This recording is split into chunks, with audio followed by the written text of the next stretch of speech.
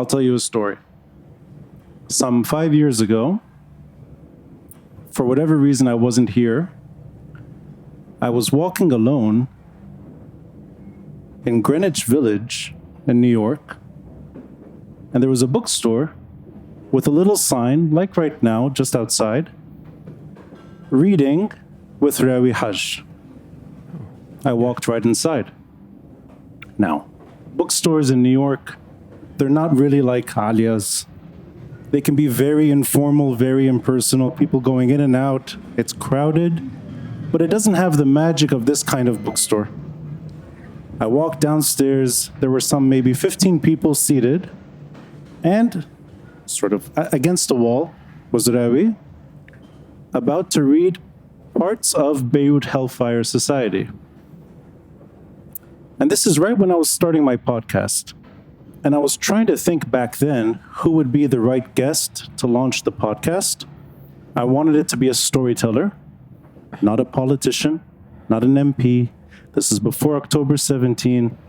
This is before I spoke to Najat Saliba 6 times. Long before. And a few names came to mind. The first was Ziad Douairi.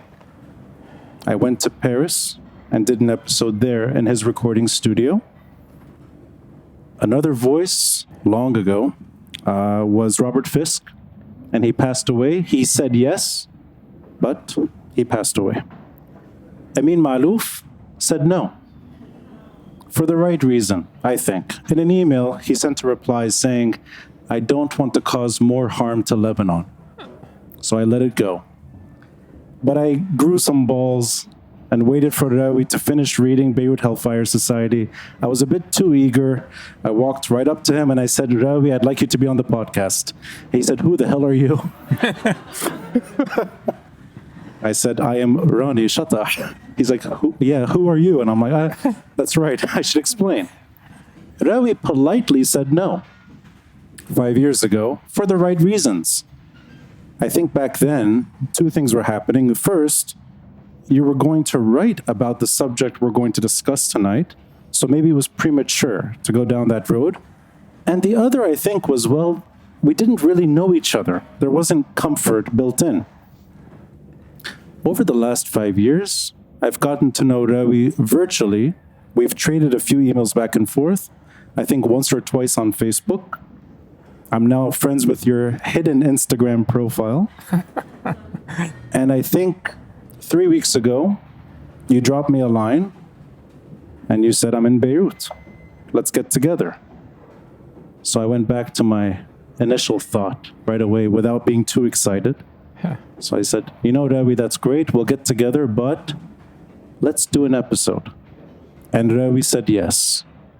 That's my long way of introducing one of my favorite authors. Let's give a round of applause to Rawi Hage. Thank you. Thank you. This podcast is made possible by the generosity of listeners and viewers like you. Kindly consider a contribution through Patreon or PayPal. Links are in the details box. Any amount is appreciated. And follow us on social media. We're on Facebook, Instagram, and Twitter. The handle, The Beirut Banyan. Rate and review us on Apple Podcasts. And to stay updated with video releases, subscribe to our YouTube channel. Thanks for listening, and thanks for watching. I'm Rani Shatah, and this is The Beirut Banyan.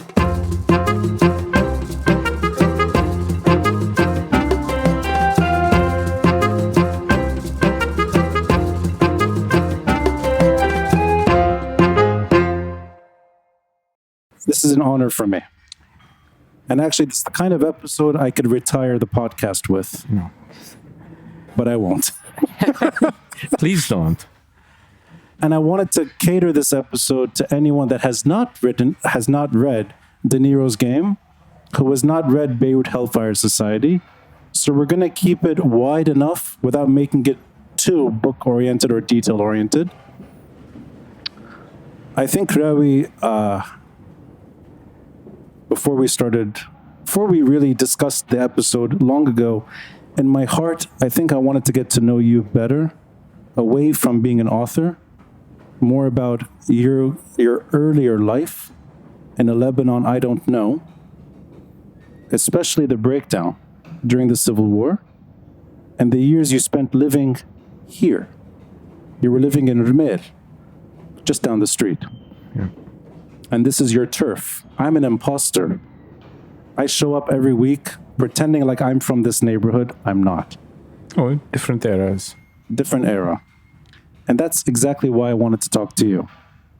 So before we get into De Niro's game, what took you to writing that book, before we get into Bassem and George, and before we get into really the Greek tragedy that is Beirut Hellfire Society, allow me to start with a reference.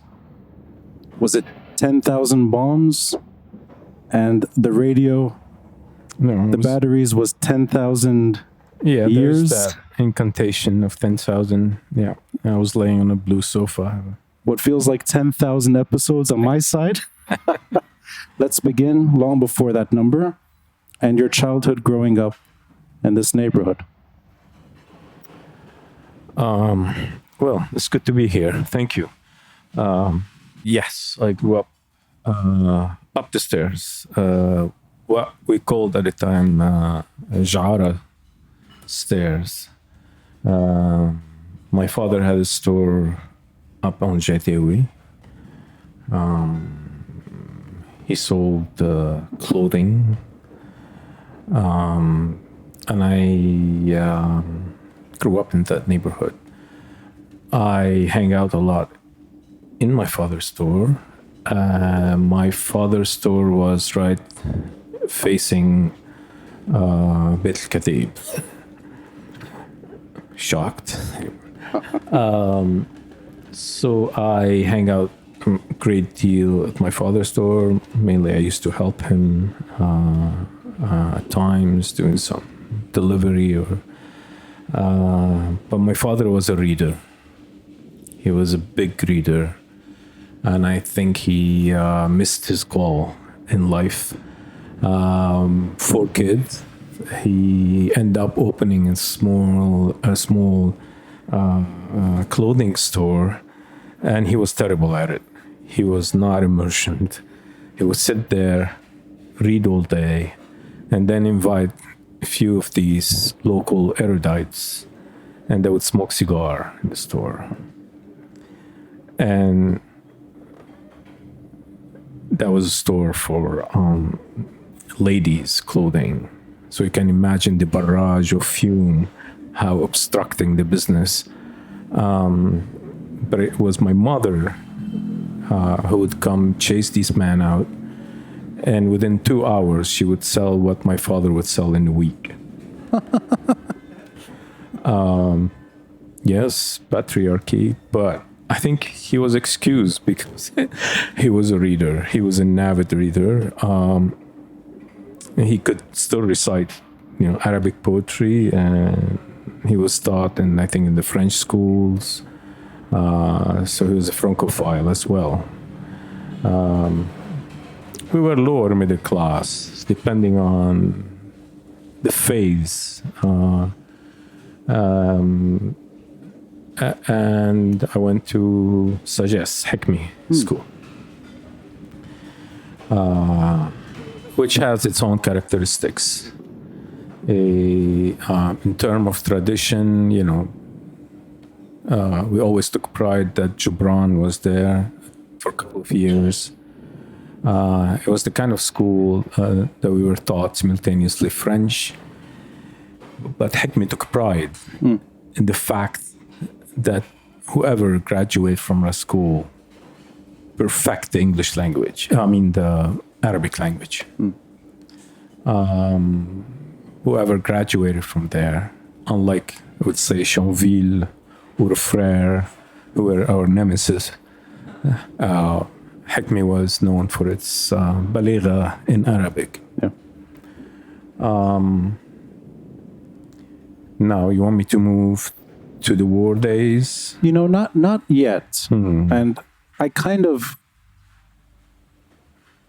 should tell the audience before going back to the subject. Rawi and I had a bet 3 weeks ago He watches the podcast regularly. He said, you need to stop drinking Diet Pepsi. So I said, on the condition you stop smoking your cigarillo. He brought his cigarillo with him. So we both fail at that. I forgot to mention that up front. I don't want to get to the war yet because you're a child in the pre-war years. And a lot of your writing on Lebanon talks about the corruption of society or the corruptive aspects that can take a fragile place and turn it into a nightmare. You were old enough to have some memories of the pre-war years. If I did my research right, born in 1964, so you have childhood memories of pre-April 1975. Yeah, good ones. Good ones. And you're growing up in a working class part of Beirut, but I'm guessing you're seeing a slow degeneration pre-war. I want to talk about that. The kind of corruptiveness you saw pre-war, or if any of that is there in memory of watching the slide. Corruptedness pre-war? Pre-war.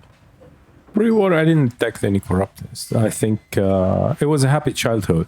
We went to the mountains in the summer, and the neighborhood, for me, was like a village, because 2 of my grandmothers were there.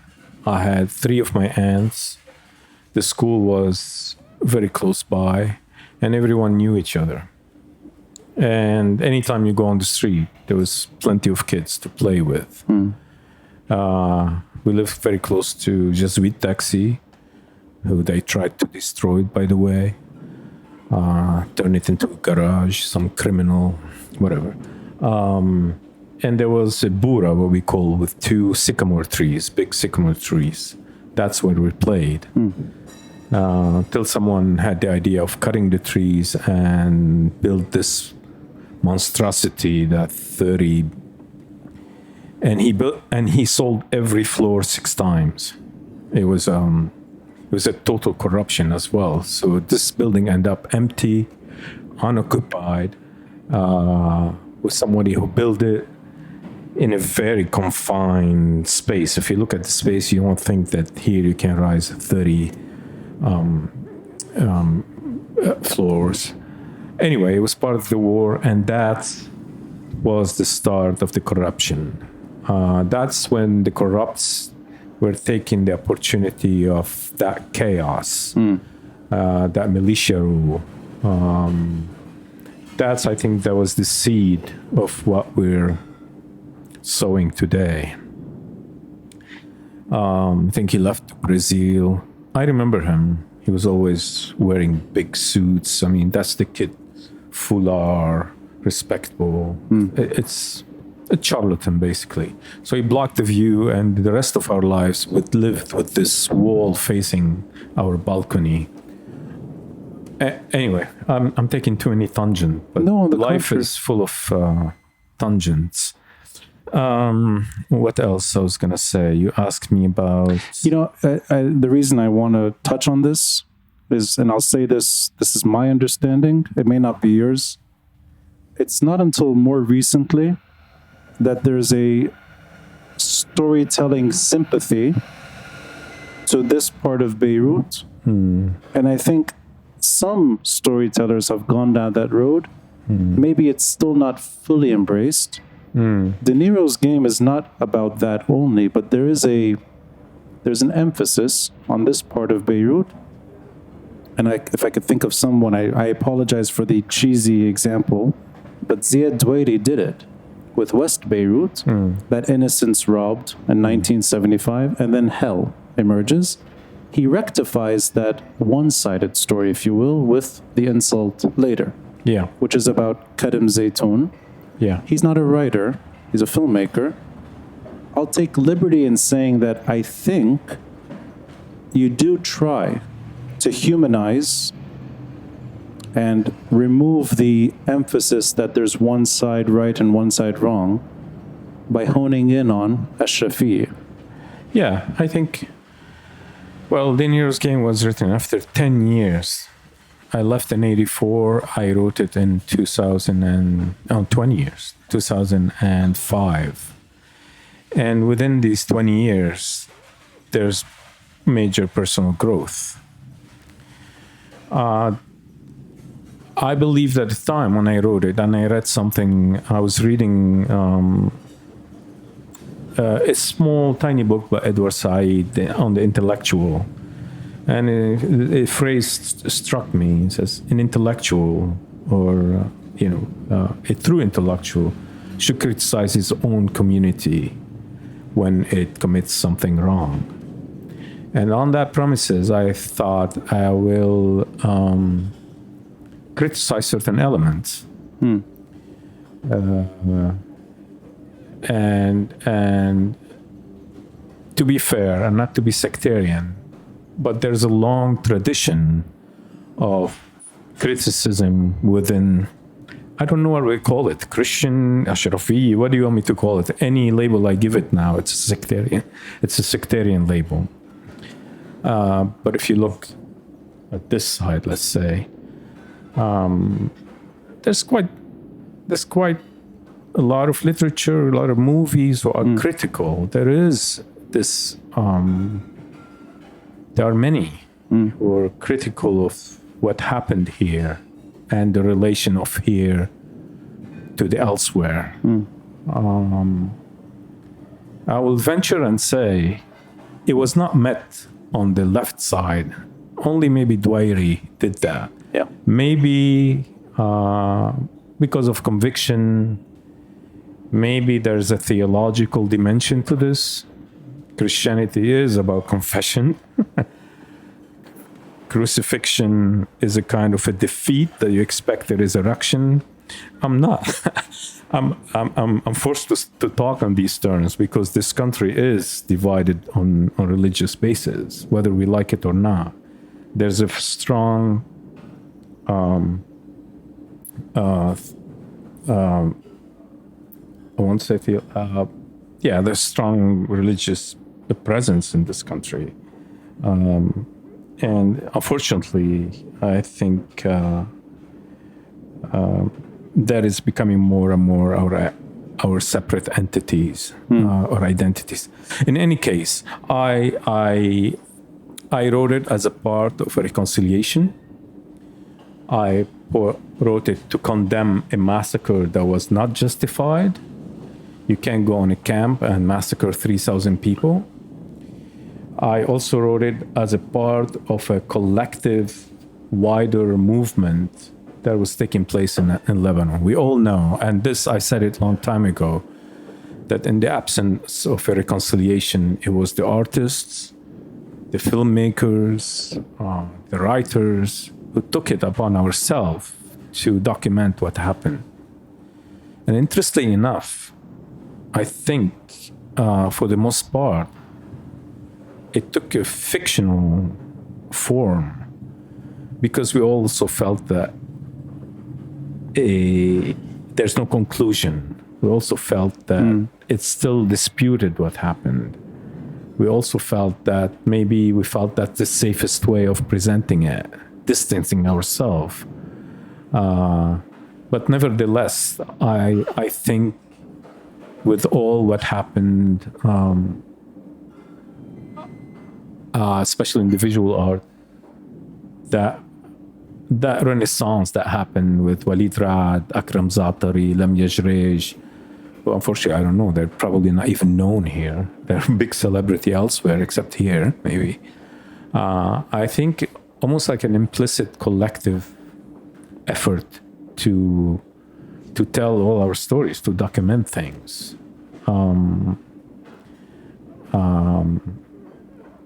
The Atlas group of Walid Rad is brilliant in terms of reference to documentation, documenting the world in a fictitious way. And I think it influenced many of us. I know that you're not Bassam entirely. Maybe parts of you are, maybe not. I know that Tariq Nwairi is not Ziad Dwairi, although it is his brother. I don't know who Tariq Dwairi is. What does he do? Tariq Nouairi is the fictional character in West Beirut. Oh, right. Who's the actually little kid, the little kid yeah. who is the younger brother of Ziad Dwairi. So it's his brother filming. I know that this is auto-fiction, but I can't help but associate you and De Niro's game. And that's why I'd like to untangle it a bit. Some of these stories are everyone's stories. Yeah. I mean, some of these stories, they were told everywhere and as jokes. The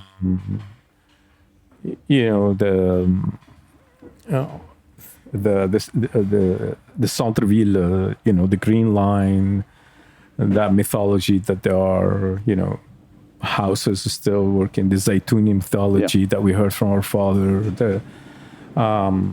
These are kind of, some of them are almost folkloric, some of them are stories that we heard from our grandfathers, and we kind of integrated them sometime in the war sceneries, like Ziad did, creating this fictitious prostitute house in the middle of.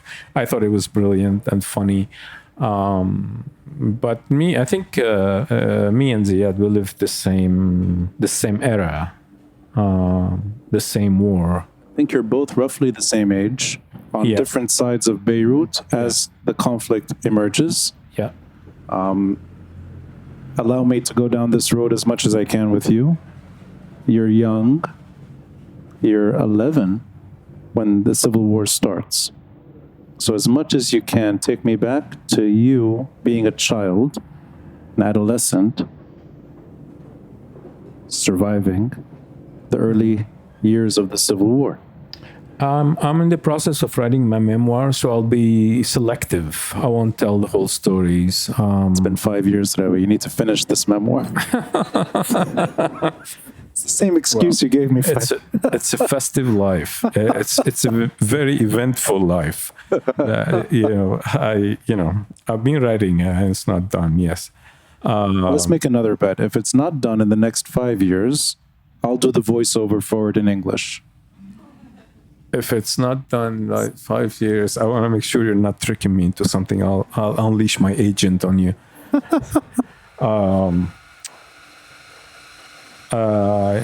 Yes. Where was I? 11 years old.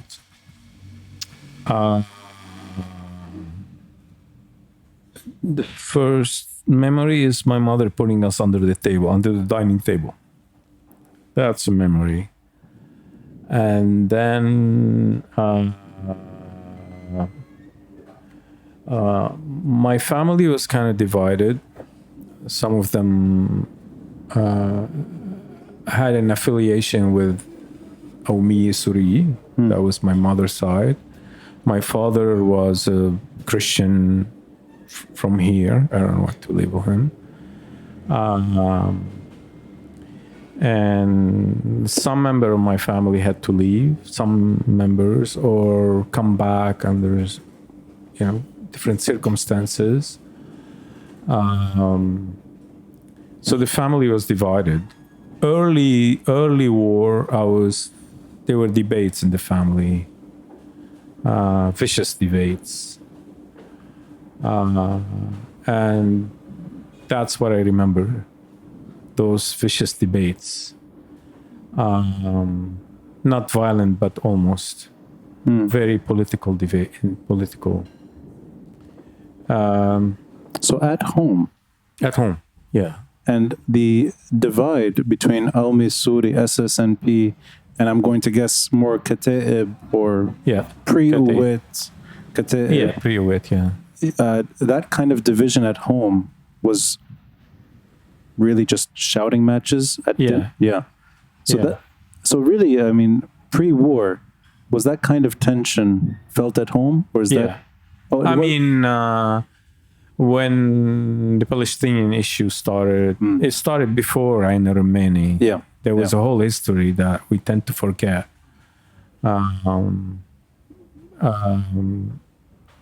That period, yeah. Okay. And then when the war started, each one took sides. My uncle, though they were part of the Aaliya, stayed here. And I think, I still don't know if they changed their political views as a ruse to stay here, or they were convictions. I don't know. So these are They almost... died. So now I never got to ask them that question. I see. They all passed away now. But I remember my mother,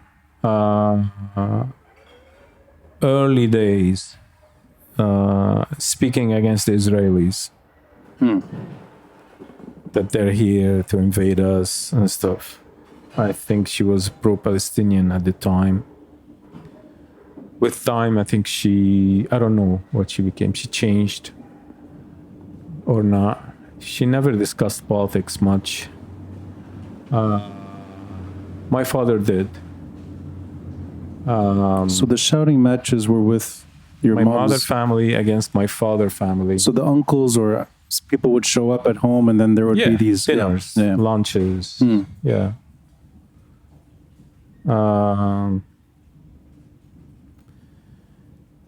The early days, and then the early days here.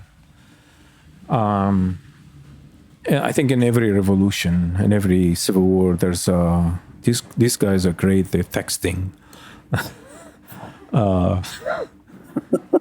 Should we call him out on that? It's the teacher in me, Yeah. because I teach. Malik, we're I don't talking allow about a you. student to text in my class. I feel like I'm in my class. Big fan. Obviously. Obviously. I was gonna say, the early days. I think the early days. I'll tell you how the atmosphere here was. I think, in all fairness, I think the early days of the Civil War. It was a certain class of Christian who went on the street. The educated, highly educated, doctors, and at the time the Christian didn't have much weaponry. They were losing the war. So the first months of the Civil War. Yeah, I think before the Syrian intervention. Yeah.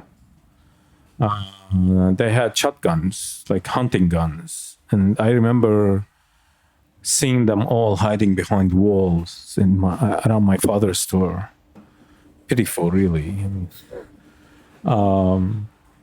You call this a militia? And then I recall when the Syrian entered this area. So that's less than a year into the Civil War where the Syrians are entering. The Syrian entered as a peace. Yeah. Part of the Arab League peace initiative to end the war. If you wanna go, Initially more or less on the same, not the same team, but the same get Arafat out alongside Geitaoui. It wasn't, I don't think it was, maybe it was that, I don't know. But I think it was deeper than that. I think Hafiz al-Assad was, I think we all know that Hafiz al-Assad never liked Arafat, and Arafat never liked Hafiz al-Assad, and they were all, Hafiz al-Assad's main concern is that if Arafat wins, this becomes a different sect. Yeah. It becomes a Sunni state. That's my own analysis or whatever I read. Even I think Fisk said it. That was the conflict. That was the main conflict. And that was the main reason why Syria entered. And when Syria entered, the biggest clashes happened between the Syrians and the Palestinians.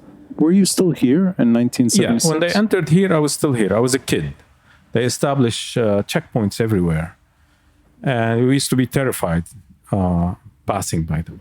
I think the uprising started. I think the uprising against the Syrians started here. I'm telling as it is. This is not prejudiced or whatever. I'm taking risks here in my analysis. But that's the history. You ask me about the histories that I lived. And I'm telling you. And I lived a different era, I think, from most people here. When the Syrian entered here, the biggest conflict was about women. They would stop women and harass women. And it was the 70s. the women here were all revealing. It was the disco time, and there were many incidents, which shows that it's, even though it's cosmetically looks European, but it's still, you're still dealing with an Oriental man from the Middle East, who's, you're stepping into a very dangerous terrain. Yeah. And I'm sorry to interrupt you, Rawi, but I mean, we're, I guess, 17 years apart in age, if I did the math right. Even my childhood, you'd hear that sort of language as well. I'm not saying it's exclusive to. Yeah. I don't know what happened over there. I don't know what was the reaction. Oh, I think the same kind of nervousness, uneasiness, but in that language, I remember that too from the 90s. Right. Sort of, they're going to harass women. I remember even a cousin of mine putting a dress over her shorts. Yeah. When we'd crossed the checkpoint in the north. Yeah. It's gone now. It's on the old road in Enfi.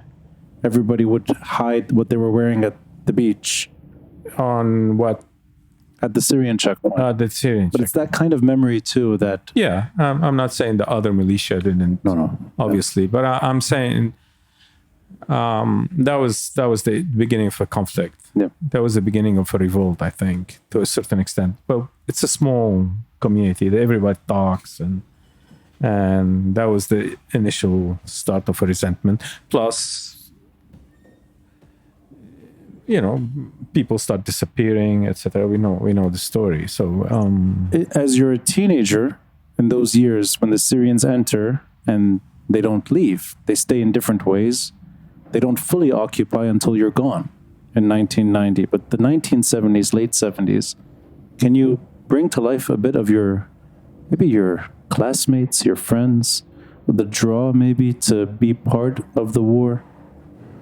Or even for that matter, the draw to, and I know this goes later into your work, but having to make a choice between letting the war take over you personally or rejecting it altogether. So maybe your own life in those terms. Well,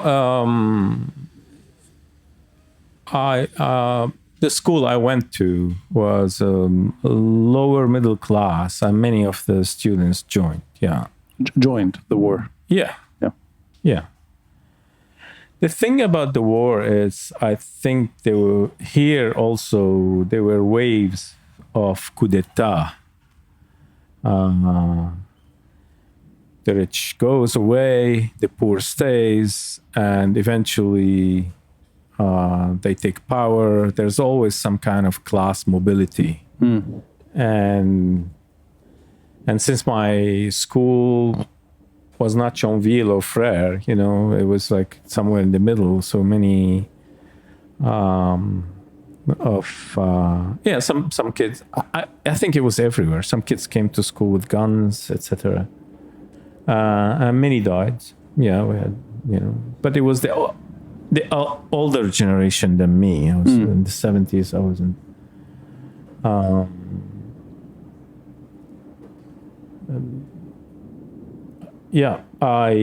What else? And then I think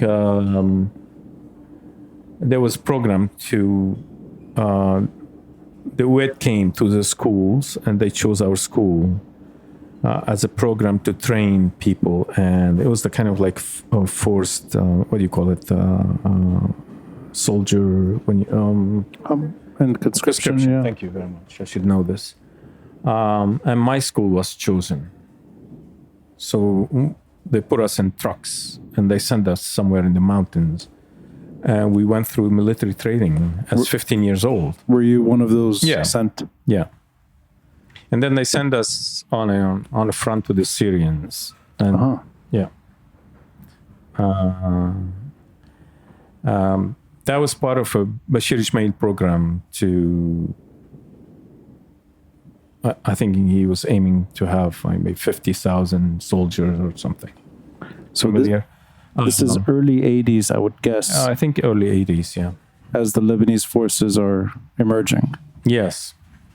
Yeah, that was the program. And that was after, I think, the unification, Yeah. when everyone else was eliminated. It was a constellation of power. So you're 16, I think even 15, yeah. 15 when that begins. Yeah.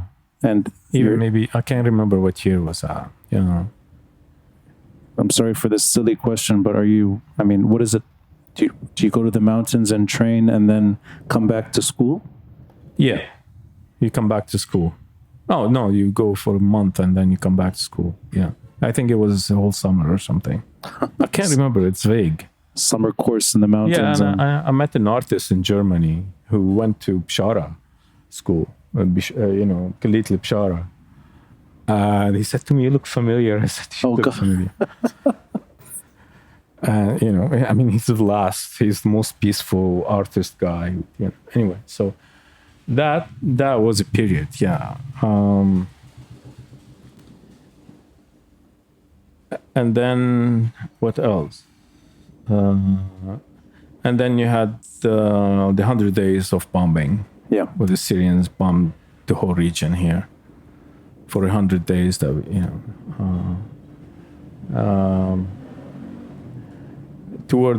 After, I think my father sent us to Cyprus. My aunt's company relocated there. She was working in an insurance company, and I lived in Cyprus for a year. That was my first encounter with people from the West. That was when I picked up a little bit of English. And what's fascinating about this is that we were Lebanese and Arabs from all over, all denominations, all religions. We became best friends. And that was, I think, my first encounters with Muslims, believe it or not. I mean, really on a personal basis. And we had like a posse. And we had motorcycles. We were picking up girls. And we hang out every night. And we had fights with big United Nations guys. There was a big United Nations presence in Cyprus because of the divide of the Turkish. And they were always drunk. And they would come and try to pick up our sisters or the sister of a friend, and would go on them like they're big guys. I mean, like really big guys. But we were like little, National Geographic little African dogs, kind of like. Always surround them and beat Confuse them, and then they would. Yeah. I had cousins who went to jail. I was beaten. I was, another friend. What I think is remarkable is that everything you've just talked about is before you're 18. Yeah. So this, that's the start. That's the beginning. That's the beginning. That's nothing. Before Cyprus, before you do eventually leave the country, I can always remove this from the episode if you don't want it in. It's something you mentioned a few weeks ago. I was sitting here with Tom Young, a painter, and behind us was a giant painting of the Holiday Inn. We were talking about the Holiday Inn. Talking about the Holiday Inn, and you sort of just mentioned that you had friends who fought. They were not friends. They were older than me. People in the neighborhood. Yeah. 7, I think. Oh, yeah. They fought, and that was a famous battle, the Holiday Inn. It was a very contested building because I guess it was one of the highest. And whoever takes that building have a position to snipe on the other side. It was exchanged many times. Sometimes the Kataib, sometimes the left coalition of Palestinians, Murabitun, etc.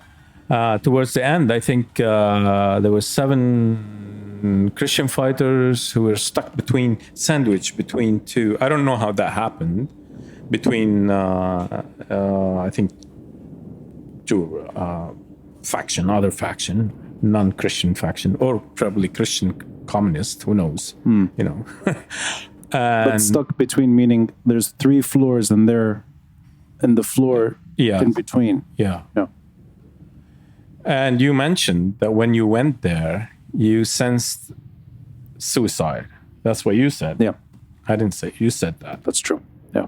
Actually, those sevens threw themselves committed suicide because they ran out of ammunition and they were surrounded and they were zooming on them. They threw themselves. I knew couples. One was our neighbor who had a boxer dog always. He would walk with his dog.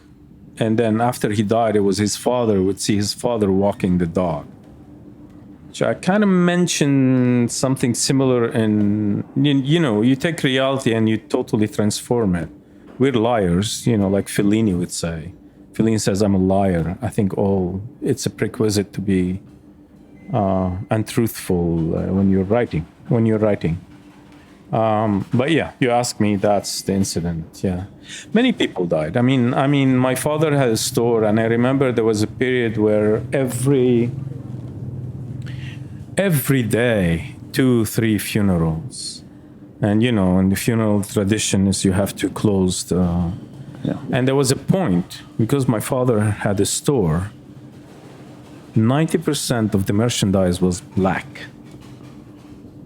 He only carried black clothing, black stockings. And at one point he couldn't even, it was so much demand on black, like you can find black anymore.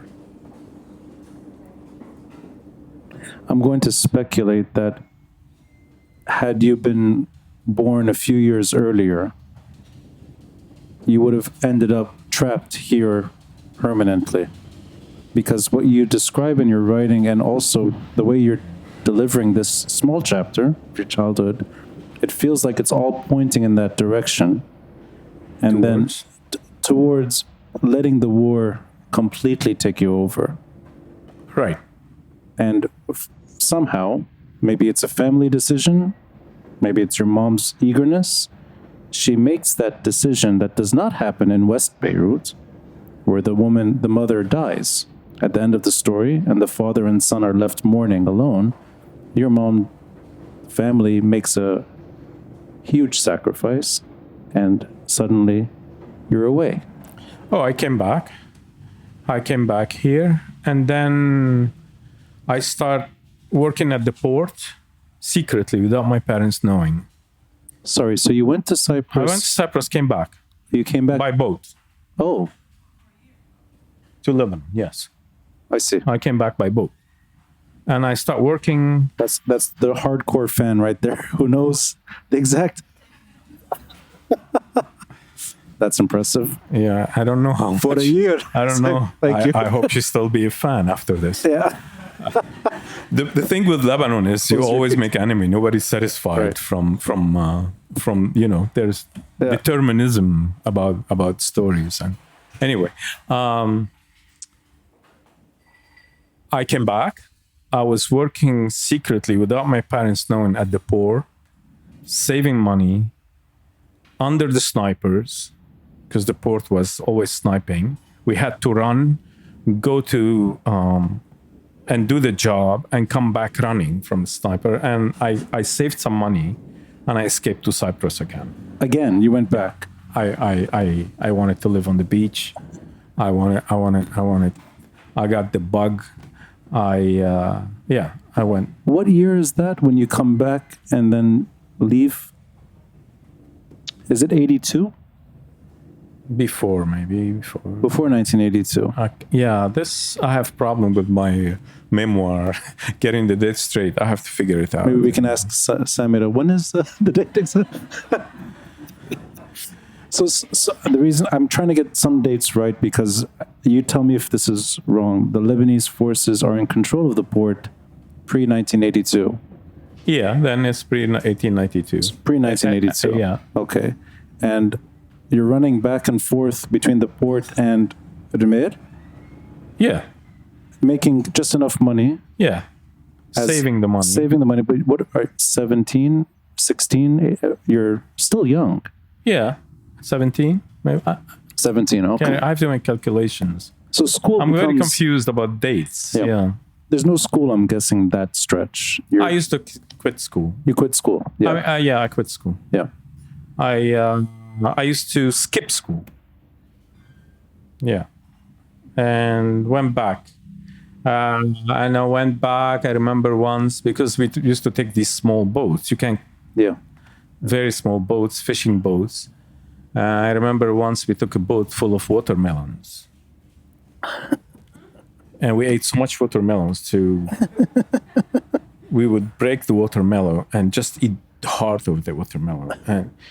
And birds following the boats because anyway, sceneries. And I went back to Cyprus. Was there any other return before you end up? Yeah, then I came back here. And that's when my parents decided that I should leave. And that's 84 or so? 84. In 1984. Yes. And I left to New York, straight to New York. And allow me to ask this without overstepping. The rich, there's a rhythm in the way you write. There's echoes of, I think, dialect. Of what? Of the Lebanese dialect when you write in English. Mm-hmm. There is musicality.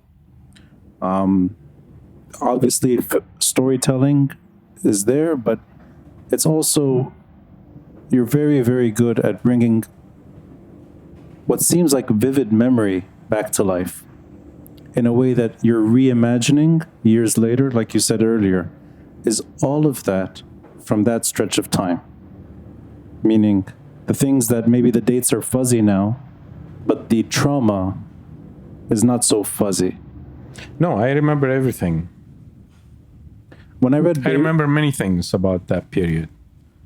When I first read Beirut Hellfire Society, I wasn't sure if this is all made up or not, because there is No, Beirut Hellfire Society have a function. It's more of an artistic function. It's an artistic function. I thought there's enough written about the Lebanese civil war in terms of realistic depiction.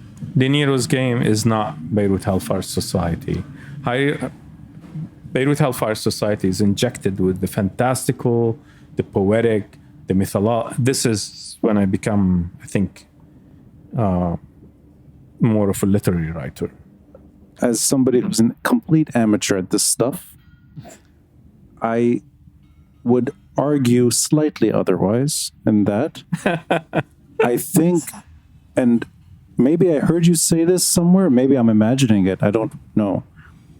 You felt sort of like an outcast. Not outcast the way we talk about it in other countries. An outcast here. In that, some people are born outcasts. Born outcast. I believe some people are, they come to this world and they're always resentful of this injustice. Who was it? Who is that very, was it Abu Nuwas? Who, I don't know. Okay, here, I'm embarrassing myself now, but this very gloomy Arab poet. هذا ما جناه أبي علي وما جنيت على أحد. Thank you. Right. He's allowed to text now. Yeah. He's allowed. You're forgiven now. Actually, you're getting an A. Yeah. I mean, I believe some people are born with that. But could I make it slightly more Lebanese with my understanding? Please do. It's for the Lebanese audience here. The Lebanese audience. Let's accommodate them. It's a word that is now thrown out. It's tossed around all the time. People identify this way. Maybe they don't feel it always, but the word is comfortable now. You can say you're secular. In Lebanon in 2023, no one would think twice about thinking you're an outcast. You could be even the majority sometimes. Here. Yeah. And this, I read. I don't know. I don't know if that's true. I think we have to be careful not to project the Aaliya bubble on the rest of the country. You are absolutely right. This is a bubble. This is The Aaliya bubble. I like that. sorry. I mean, it's a very I love this small place. bubble. I'm here because I appreciate what you guys are doing, and I think this is a form of cultural resistance. This is Beirut for me. Well, let's give a round of applause to William, wherever he is. I don't know if... Where is he? That gentleman... I hope I'm not embarrassing you, William. That gentleman delayed his flight to the UK to be here tonight. No kidding. Yeah. So, that's credit to William. We had a conversation before. Yeah, I met William. Yeah. Please check out the wine bar behind. Yeah. So secular, not in a meaningless way. I meant more in a complete agnost. I think Hellfire Society celebrates that kind of individual. Oh yeah, for sure. Yeah. And that's why I wanted to ask, before you leave for good in 1984, did you feel that way here? Did I feel that? Oh, was I secular? Secular in that definition of the term, not secular as in I'm a secular whatever. Yeah, I understand what you're saying. Yeah. Did you feel out of place? As a kid, was I pious? Yeah, I love Jesus. To a certain extent, I still admire the man. I think he's a reformer, and I'm a sucker for anything that take that roots. I think ultimately, we want to go talk theology. I admire certain things about Christianity, and I keep it. I mean, there's certain things that are extraordinary. Few sentences, you know. But am I with the church? No, I think the histories of all religions are full of violence.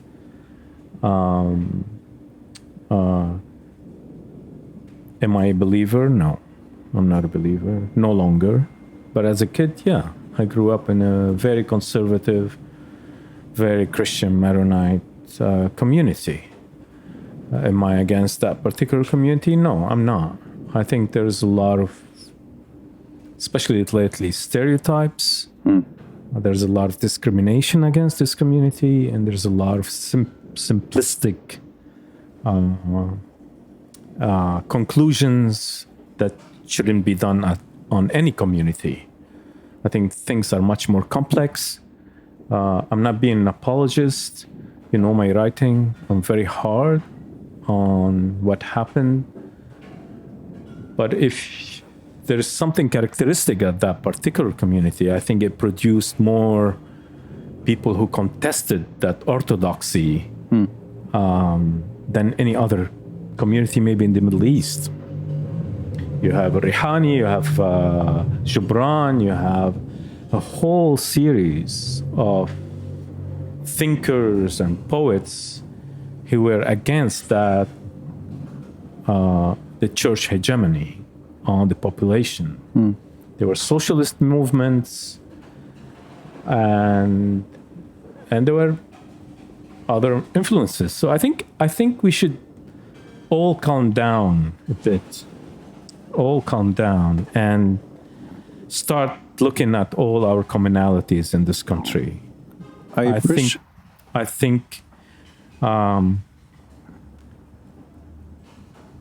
we should take a breathing a bit, and instead of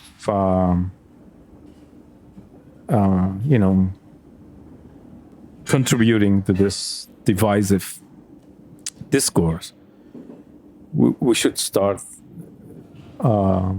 focusing on all the things we did. I think we're a great people. I have to say it, at the risk of sounding nationalistic. But I met a very known Australian Vietnamese writer, so he's familiar with the Lebanese community in Australia. He said to me, "You guys are like us." I said, "Yes." He said, "You guys are tough like us." I said, "What do you mean?" He said, "We beat the Chinese, we beat the French, we beat the Americans, we beat everybody, and we're a small country. So did you." And it's true. if you look at it as a collective, we all fought our own battles. At the end, maybe there's something common that we all, in a sense, we want some autonomy and dignity for this place. I think each community, it seems, did its contribution within that divide. So the Vietnamese were divided. But if you look at it as a holistic effort, maybe subconsciously we want that autonomy. Maybe that's a point of communality we should start working on. I appreciate the willingness to step back and apply no judgment on any community in this country, where it feels right, where it's anxious, how it expresses itself, sometimes how it refuses to adjust. And we'll save some time to identity towards the end of the episode, because that is something I'd like to touch on with you. And I like you already hinted at certain phrases that are being discussed now. Maybe even system overhaul. But we'll save that to a bit later. By the way, you're very generous You're with more giving... interested in me now. Yeah. I mean, in my biography. Well, you have 5 more years. Fast forward a bit. You're not in Cyprus. You're not in Achrafieh. You're in New York. And you're in New York. You're still very young, but you're finding your way through a completely different story. I spent some time in New York, and people like to refer to that city as cosmopolitan. I don't know. I think Beirut is cosmopolitan. At the time, it was. New York was cosmopolitan. New York was cosmopolitan. I know. And now it became a big corporate place after... anyway, yeah. I know tidbits. I know snippets. I don't know the full story. I know that you join a brother who lets you live in his dorm until you get busted. Oh, wow. Did I say that? Yeah, that's right. He was a resident advisor for some dorm hall. He would give right. you a pass. That's right. Let you sleep there. Yeah. The university initially thought you were his lover. Yes. And then you said, no, I'm his brother. And they kick you out. But then suddenly you're alone in Brooklyn, alone to a degree. And I think today it's so much easier to be in those shoes with your iPhone. You can be connected to every damn event happening here. There's no detachment. In the 1980s, you couldn't make a phone call without hassle. You'd have to write letters back to Lebanon or reach Central here and hope, if you're lucky, they can connect you. You're detached. You're what? Detached. Right. At least from Lebanon to a degree. All right. To a big degree. And that kind of rapid readjustment and how you make your way, I think there's a lot of rich texture there. And I'd like to explore it with you. You work in manual labor. You take photography seriously. At times, you're a taxi driver. You eventually settle in Montreal, nearly a decade later. But that window of time where you're finding your way through a tough city, I'd like to explore that and how that shaped your writing technique later. And I think it's okay to suggest that there's a lot of tools you're picking up quickly. And that could also include the English language. Yeah. Let alone dealing with a bunch of interesting characters, not all upstanding people, but you're surviving. You're surviving here, you're surviving there. And a few years later, you're writing a masterpiece. So let's go down that road. Everything you picked up. Yeah, I have my brother there. We stayed together for a while, and then he got married. And obviously, I had to separate, but we were both struggling financially. It was my aunt actually who financed our departure. I arrived there, and yeah, that story is funny. I stayed in the dorm. I was in Brooklyn. And then they realized that I'm an intruder. They kicked me out. Yes. But then I worked at a store in Brooklyn that was owned by a Lebanese Jewish man from what used to be Wadi Abu Shmi. He was in love with Sabah. He used to sing Sabah. And I met him through another, just by coincidence. I was looking for a job, and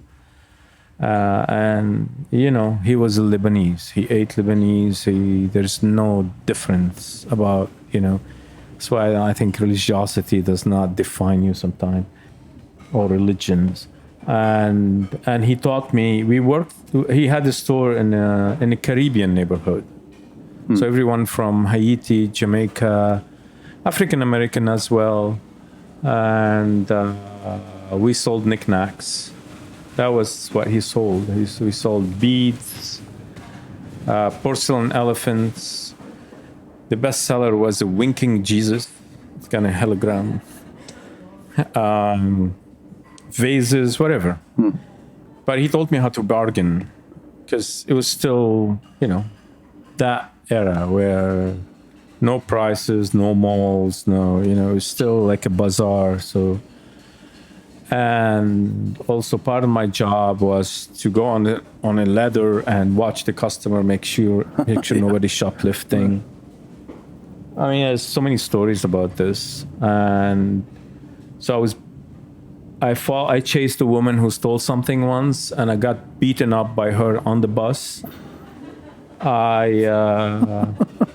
I caught a woman who was stealing, shoplifting, and she said to me, I asked her to open her bag. She said to me, if I open my bag, I curse you. I said, you curse me. She proceeded to do some voodoo work on me. Then the other employees has to take me to their home, and de-voodoo me, whatever that. So I also participated in this, chicken and all. Slaughtered chicken and all. I mean, like really voodoo ceremony. Maybe that's why I'm here now. Maybe that's what my luck comes from. Then I left that job, worked as a shoe salesman. Sorry, what did she try to steal? I can't remember, like an ashtray or something. I can't remember. So it's really the ashtray that brought you here. Yeah, probably the ashtray. Yeah, it's all a plan. I mean, so many stories, really, so many stories when you live in so many places. But I became part of that community.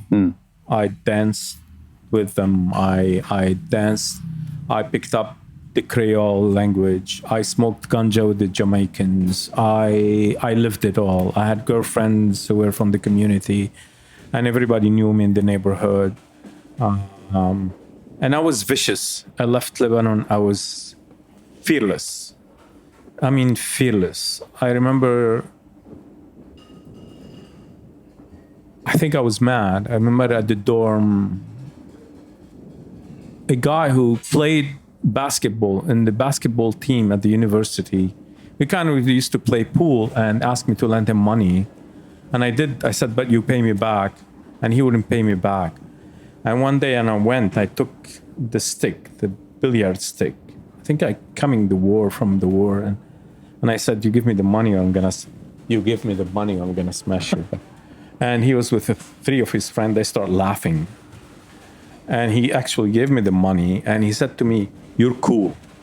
And I said, don't call me cool. I didn't know what cool meant. I thought it was another offense. That's the 80s. I grew up on Prince, Shaka Khan, the Boombox. I lived it all in Brooklyn. Where does the interest in two things, in photography come from? And maybe the initial stage of trying out the written word. How does that transition? Yeah, does that begin in New York in that phase when you're really not in Lebanon anymore? I mean, everything you've described right now is its own story. It could also be maybe a nightmare sometimes too. I don't think it's always a rosy departure from this country. If anything, you wrote a sequel, sorry to say that, maybe that's not the right word, a companion novel to De Niro's game called Cockroach, which is the other side of the story. Yeah. But where does storytelling come from? Is it back to your father? And you mentioned earlier that... Yeah, we were all readers in the family, so I think I mastered the sense of literature. My father read literature. The sense of literature from... Yeah, my father read literature. And to give credit to the priests, at an early age, we were taught by priests and Jesuits, and we were deeply exposed to the French culture. I read Rousseau at an age of 12. I read Les Confessions of Rousseau at an age of 12. Little he knew, and I read Sartre at a certain point. We were obliged to read them. And I was a reader. It was little they knew that they were also corrupting us, because we were reading secular atheist writers. Yeah. But I think still, to their credit, they didn't mind. You have to give them credit, you know. The exposure we had, and the exposure to Arabic poetry, we had to stand up in class, memorize Al-Mutanabbi, Akht al-Saghir, you know. So this accusation that this community is, you know, colonial subject, etc., it's a bit of a projection. The contribution to, you know, the contribution to the Arabic language is tremendous. I think it's lazy. It's more than... It's lazy. It's cheap stereotypes, Yeah. I think. That's the problem. There's so many stereotypes about. So you have. Sorry to interrupt. You have the recital, which is never fun. Memorizing poetry as a kid. Yeah. It's not nearly as engaging as reading, let's say. And you know what? We were marked on the delivery. You had to gesticulate. If you gesticulate, you secure more points. It was the rhythm too. It is true. I mean, it's not sufficient to go and be monotone. You had to give it some rhythm. And I think that eventually helped me in my writing. Because there's the rhythmic that I think in the literary scene, in the outside literary scene, that what gave attention to the writing. It's also the style. I apologize for the comparison. Maybe it's an unflattering one to you. The only time I've read stories about Lebanon in English that match your craft is Fouad Ajami. I never read him. Isn't he a non-fiction writer? He's a non-fiction writer, but he has a way of writing that seems to be very close to the way you write. Maybe he was influenced by me. I know he's much older. I'm just kidding. No, it's the ashtray that he took from that shop. No, but the voodoo. He became persona non grata for many years. He wrote a book. It's called The Arab Predicament. He was critical. I used to watch him in New York. He became an American more than Lebanese over time. I think he self-identified as American and not Lebanese later in life. I think you can be both. You can be many things. Exactly. I mean, it's not not either or. I mean, I think he was given an unfair critique from here. I tell you the truth, I don't know much about his writing. But the reason I'm mentioning him is because his posthumous book, there's references to school years with poetry, and he took that with him. Yeah. And he eventually wrote nonfiction with that in mind. So there is something there in that English can be written in a way that feels like Beirut. Yeah. So that That's you have to give credit also to the plasticity of English language. It's a language that accepts many influences. It's a language that is not rigid, unlike the French, where there are, I think, now it's changing. But in the 70s and 80s in Beirut, civil war Beirut, I'm going to guess that English was not a third language. You still stuck to French or Arabic. I was exposed to English. Exposure, right. But I learned the English when I went to Cyprus. So the English begins in Cyprus, and then in New York it's on overdrive. Yeah. Well, New York, yeah. The early days I went on a student visa, but I defaulted, and that's how it became paperless. And I had to, fend for myself and etc. But there was no internet. There was, like you're saying, the technology was not there, and I wanted to, and I would buy the New York Times every day, and with my heart, trying to find out something about what's happening in Lebanon. A car bomb, what's happening, and sometimes there are things, sometimes they're not. And like you said, the isolation was more severe because communication was expensive. You had to call the central. But what we used to do is go to Times Square and buy stolen numbers from the Nigerians. That's how we called Lebanon. And the Senegalese, and I used to talk to them in French. I remember one what he used to say. I used to buy from the same person. He used to say, "Tu veux le dette coloniale, mon ami?" Debt colonial. It's like a colonial debt. I thought it was funny. Is photography happening as a hobby in those years? Is that... No, photography actually started here. I see. My cousin's not here. I thought he'd come, but we got into photography somehow. And one day, it's a short story that I wrote in my last book. We start chasing bombs. We really wanted to take photos of a bomb before it falls. We wanted to get the image of a bomb suspended in the air. Madness, total madness. And we used to just take my father's car and speed in the neighborhood, waiting for, because we call it wazzi, because you can hear when it goes, there's a whistle. I called actually a short story The Whistle, and looking, trying to find to actually take the bomb. I think it was probably a suicidal tendency, maybe. I don't know, but it could also be what kids do to make their way through. Yeah, maybe I'm giving too much credit for myself being suicidal. Maybe that's what kids do. I don't know. What was I think we wanted an image of a bomb in the air. Yeah. Did you get that image? No. Well, then you wouldn't be here, I guess, if you got that image. Yeah. Precisely. So you have a daring tendency to do pretty much everything. I mean, you're chasing people who robbed the store. You're beating up people twice your size with pool sticks. I never beat them. I mean, sorry, I threatened. You're threatening. You're right. Yeah. This is becoming like a Don Quixote novel now. Yeah. Okay. No, you have.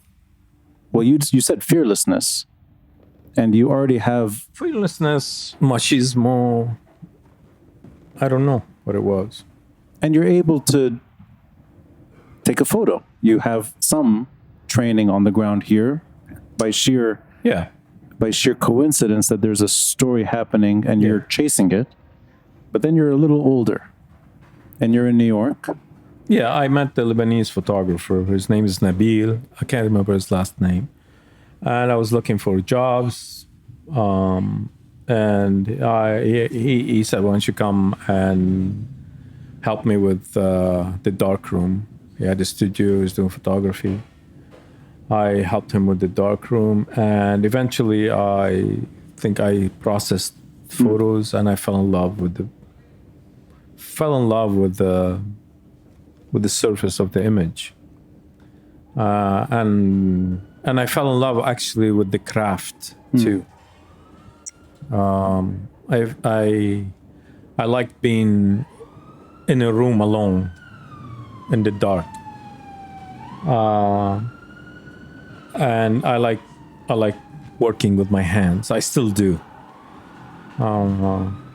Yeah, that's one thing I don't like about my being an author is I miss working with my hands. The craft. I appreciate craft. I think. You eventually study photography in Montreal. Eventually, when I moved to Montreal, I went straight to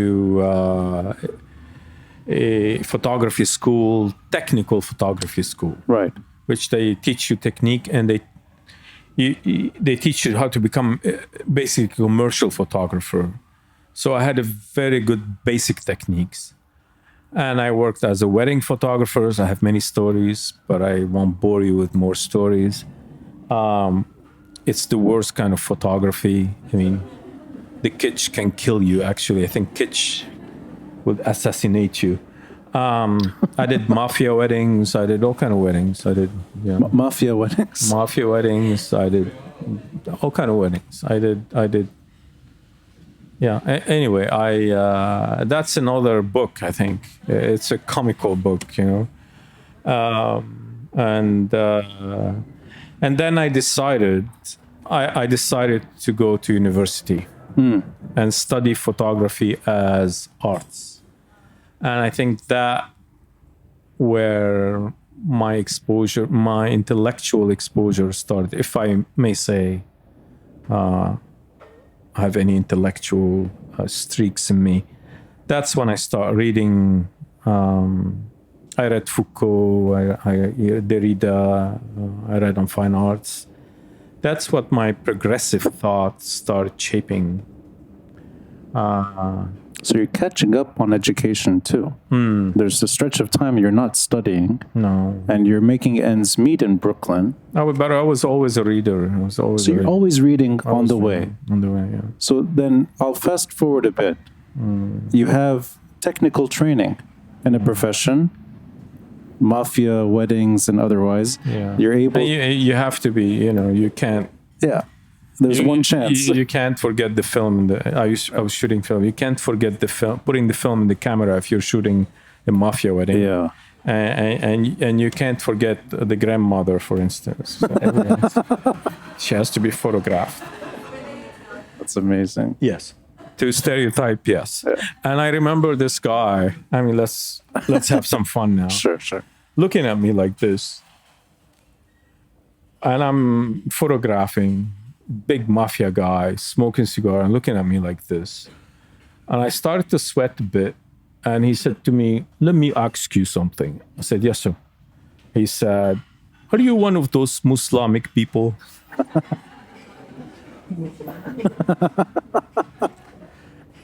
That's funny. I said, "No, actually, sir, I'm Catholic." Hajj comme les chrétiens. Yeah. He did. Yeah, that's right. It's all these confusion of identities, right? I mean, Jihad Azor, les chrétiens. Rawi Hage, les chrétiens. That's part of it too. These names that you don't think about abroad. well, But in Lebanon, you take it as, that's... it's like a guy, an African American whose name is O'Neill. I Right, mean, it's all these names are what are names. Yeah. Just a bit to the mic, though, if you could. Yeah. Yeah.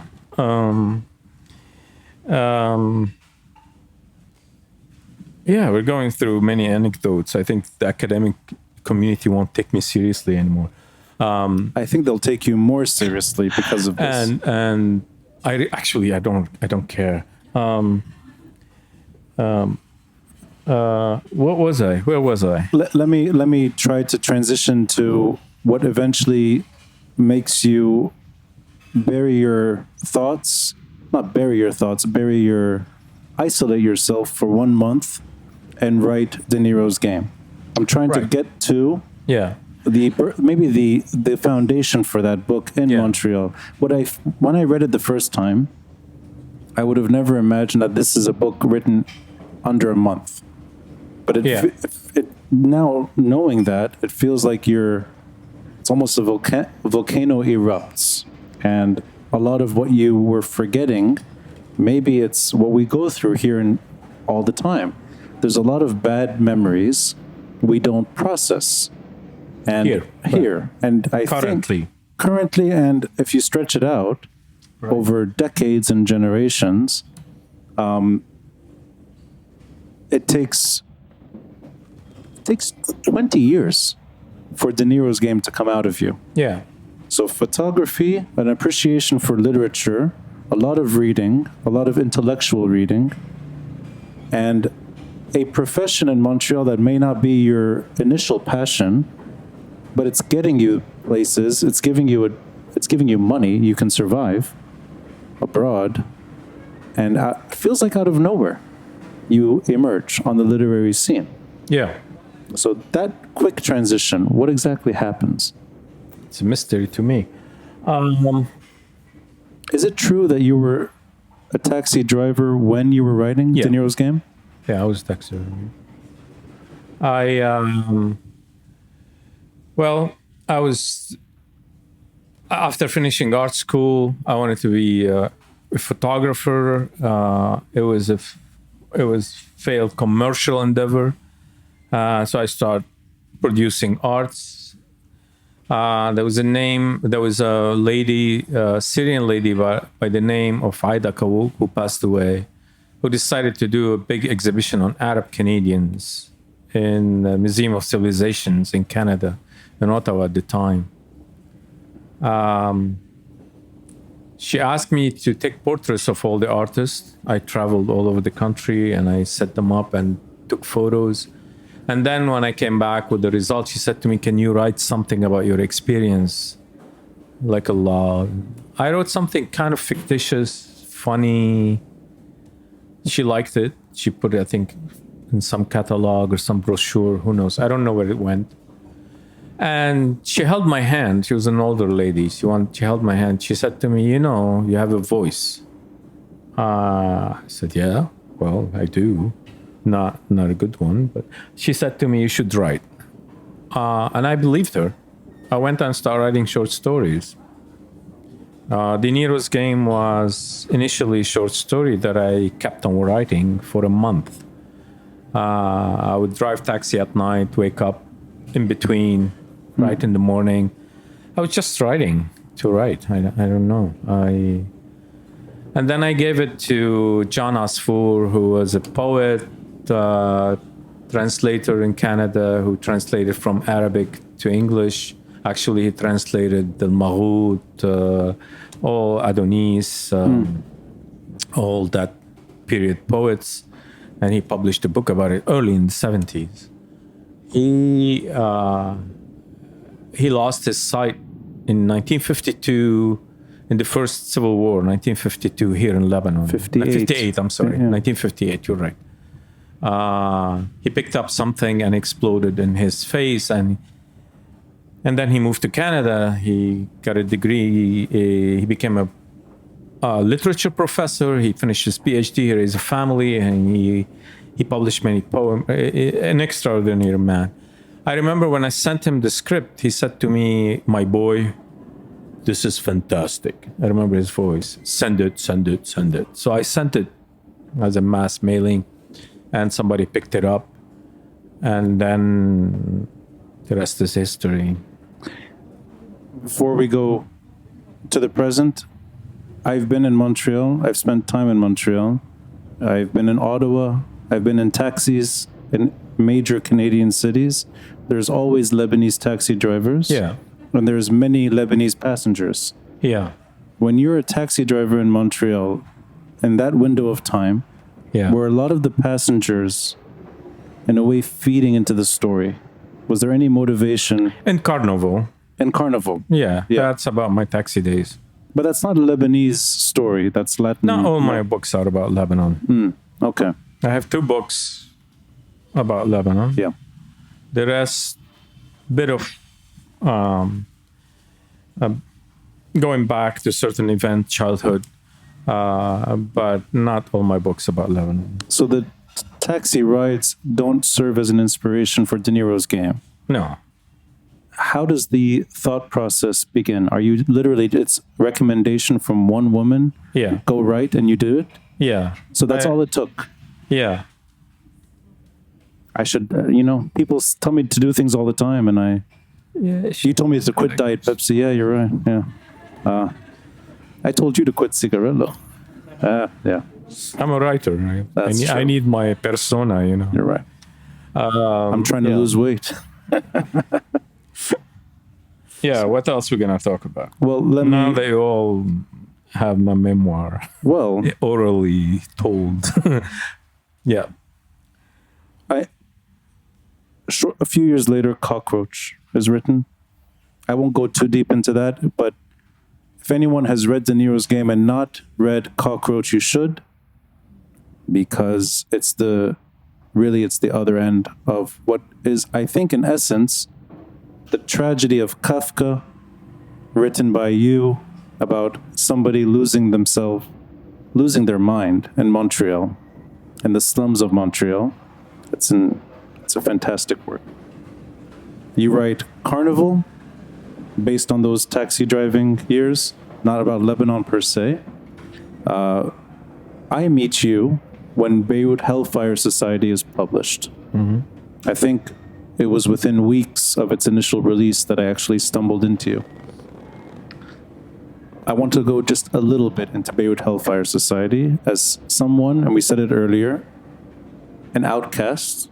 I'm using this word in a complimentary way. I'm flattered. Thank you. I accept it.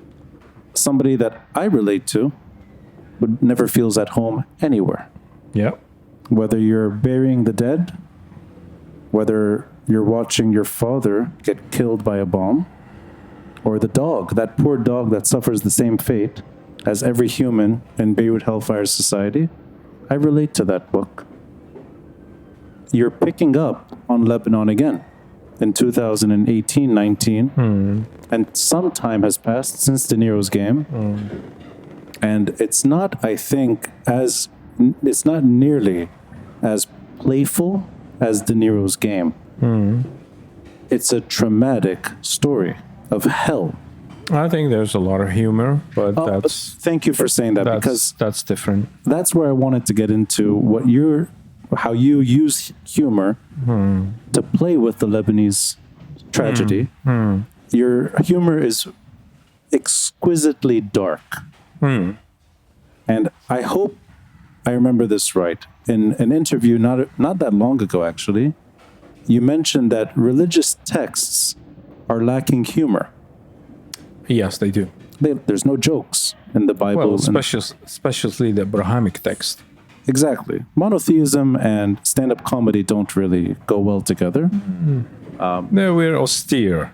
Very austere. Yeah, very austere. The haunting images are always interrupted by dark humor in Beirut Hellfire Society. But you're not here. You're abroad. Yeah. And you're becoming a well-known writer for other terrain too. So is it simply that you're watching a country that you grew up in die? Is it people you know that are passing away?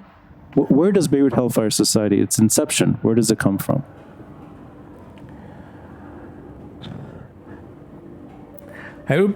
Well, to start with, I think I wrote it for the next generation. I think once you take a very serious subject and you inject the fantastical in it and the humor in it, as if you're signaling that we had enough of that. I think now we should give the baton to the new generation, and they should deal with other issues. We wrote about the war. I think the new generation who's writing in Lebanon should read us for sure. Will be flattered, but they also should kill us. They should surpass us and kill us. Learn from us and start writing about your own stories, about corruption, about the absurdity of Beirut, about intersectionality between all these communities. I don't know, write about things. Let's stop writing about that era. Write about the residue of that era, or where you're, are experiencing, because write about something else. I don't know. Write about sex, about love. Write something. I think the Ilyas Khouri, all of us, the Rashid al-Daif, I think we did our job. We preserved something for you. I think we all wrote well with all our heart. And it's time for us to not retire. We're still writing because we want to write. But I think someone else should take our place on that particular topic. And I hope this will operate as some kind of transition.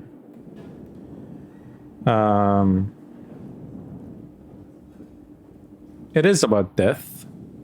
And I'm going to say something very controversial that might seem not popular and that might seem sectarian, but it's not. It is also about the ending of Christian communities in the Middle East. It is something that we have to talk about, whether you acknowledge it or not. And this is not to put blame, but it's the ending of a community.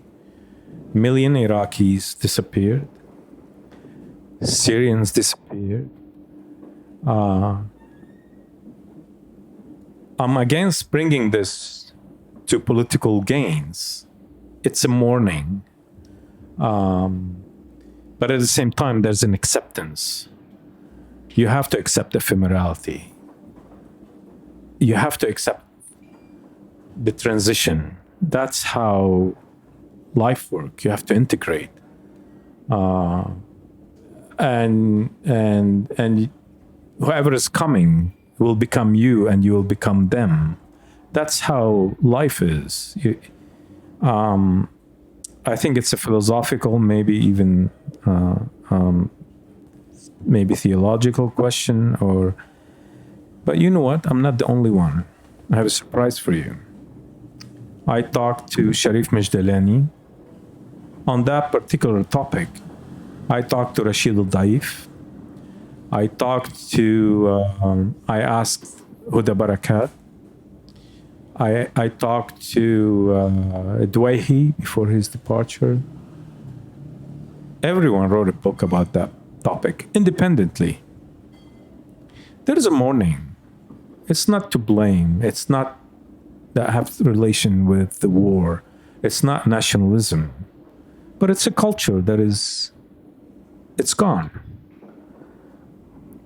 And you cannot talk about this. You're automatically accused of nationalism. You're automatically accused of being of certain political. No, it's a philosophical thing, and they all approached it within a philosophical. No one is blaming anyone. It's a philosophical question that is internal. It's very internal, and it's kept within. Allow me. And I don't think I'm not. I don't consider myself I'm not religious, but there are cultural traits, there are cultural histories that remain, and I accept it personally. I'm not gonna carry weapons. I'm not gonna, things continue in the diaspora. Things continue elsewhere. I mean, is there a pure cultures? It does not exist. It's a series of collision and fusion, and that's the way of the world. Allow me to wrap up the discussion with a thought, and we can take as much. You can say as much as you'd like. I know this may be more sensitive than other things we've talked about, so anything you want removed can be removed from the podcast. I won't remove anything. I don't give a fuck.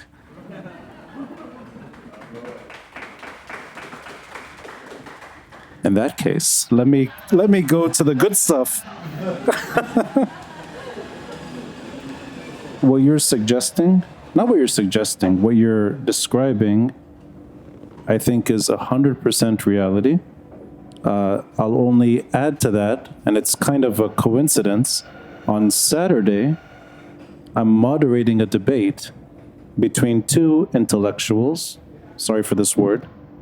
They think of themselves as, I think, one thinks of himself, well, how can I be diplomatic? One is Ottoman. He's a cosmopolitan. Ottoman scholar or Ottoman He file? somehow, or? I think he got into a time capsule from the 1800s and eventually ended up in Ras Beirut. Oh, he's from Turkey. No. He's Lebanese. He's Lebanese. His name is Nadim Shhadi. He's an academic, a Chatham House, lectured at Tufts, directed LAU in New York. He writes regularly in Arab news. I would say maybe semi-retired today. I don't know his exact age, probably late 60s. But anyway, he defends the word cosmopolitan, and cosmopolitanism, I think, is what he's advocating to protect. Advocating for? To protect from extinction. Cosmopolitanism, yes. Right. So that may be, I think he would describe it as Levantine cosmopolitanism that's been on the decline for the better part of the 20th century and is finally hitting Beirut hard. So that's his take, meaning the communities that sought refuge here in the 20th century are leaving. The thinkers that flocked to Beirut in the 60s, 50s, 60s, 70s, they no longer flock here. Maybe they're old. They're old, or if they're the cultural expression. Oh, do you mean the contemporary? Yes, okay. Yeah, so they go to Dubai today. They don't come here. Right. The economy that once was celebrated in the region, a banking sector that expanded in the 50s and 60s, is dead. Yeah. And in that story, there's also elements which he refers to as cosmopolitanism, a diversity of languages, of communal expression, of sects, of everything. Multi-layered identity. He best describes as Ras Beirut, which is also on the decline there too. That's one side. The other side is a self-proclaimed federalist. His name is Hisham Bou Nassif. Yeah, he invited him here. I watch your shows. Yes. I'm a fan. Thank you. Yeah. Mutual fan. Yeah, thank you. I appreciate what you're doing. I think I think these are important. We need more of those to maintain some of that cosmopolitanism. Okay, go ahead. But I like talking to him, not necessarily because I subscribe to anything that he's saying, but he's an academic, a PhD scholar, lived in, I think, Indiana for a long time, came back to Beirut, and is now on TV all the time. I talk to him, others talk to him. He talks about federalism, but I think it's okay to suggest that, not to suggest that, he has said it himself. If federalism doesn't work, partition. Now, that's if you could look at it as two roads, a divergence. One is protecting something that's on the decline. One is trying to save something from extinction. And the way you talked about it right now, it seems like that's the middle ground, meaning it's a fait accompli. The next generation has their own tale. I see your expression as acknowledging the end, whether it's cosmopolitan or Christian comfort. I think the end towards the Beirut story. Yeah, okay. The end to Beirut, what Beirut represents, what Beirut represented for a very long time, even post-Civil War. This is where I want to get into the personal. I've heard you refer to autonomy, and I think earlier in the discussion you talked about it in an eloquent way, There's no need to judge any community. You defended accusations against, in your words, Maronite Christians for being something, whether they're nationalist or not. There's accusations towards all communities. All communities. I'm not championing any. Exactly. Yeah, right. So that in that world, has anything in your experience abroad pushed you to maybe think about a way for that community to not perish? It doesn't have to be Canada's mode of governance. They have their own way of autonomy. They have their own dual language. That's a political question. That's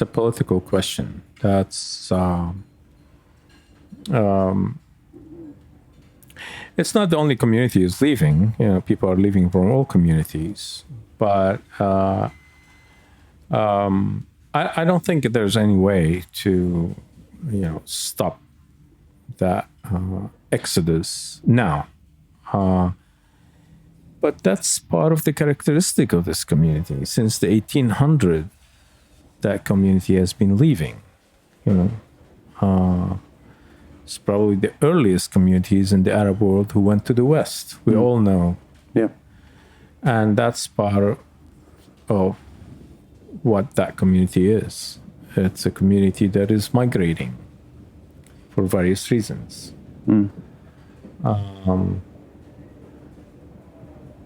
Like I said, if the community perishes, in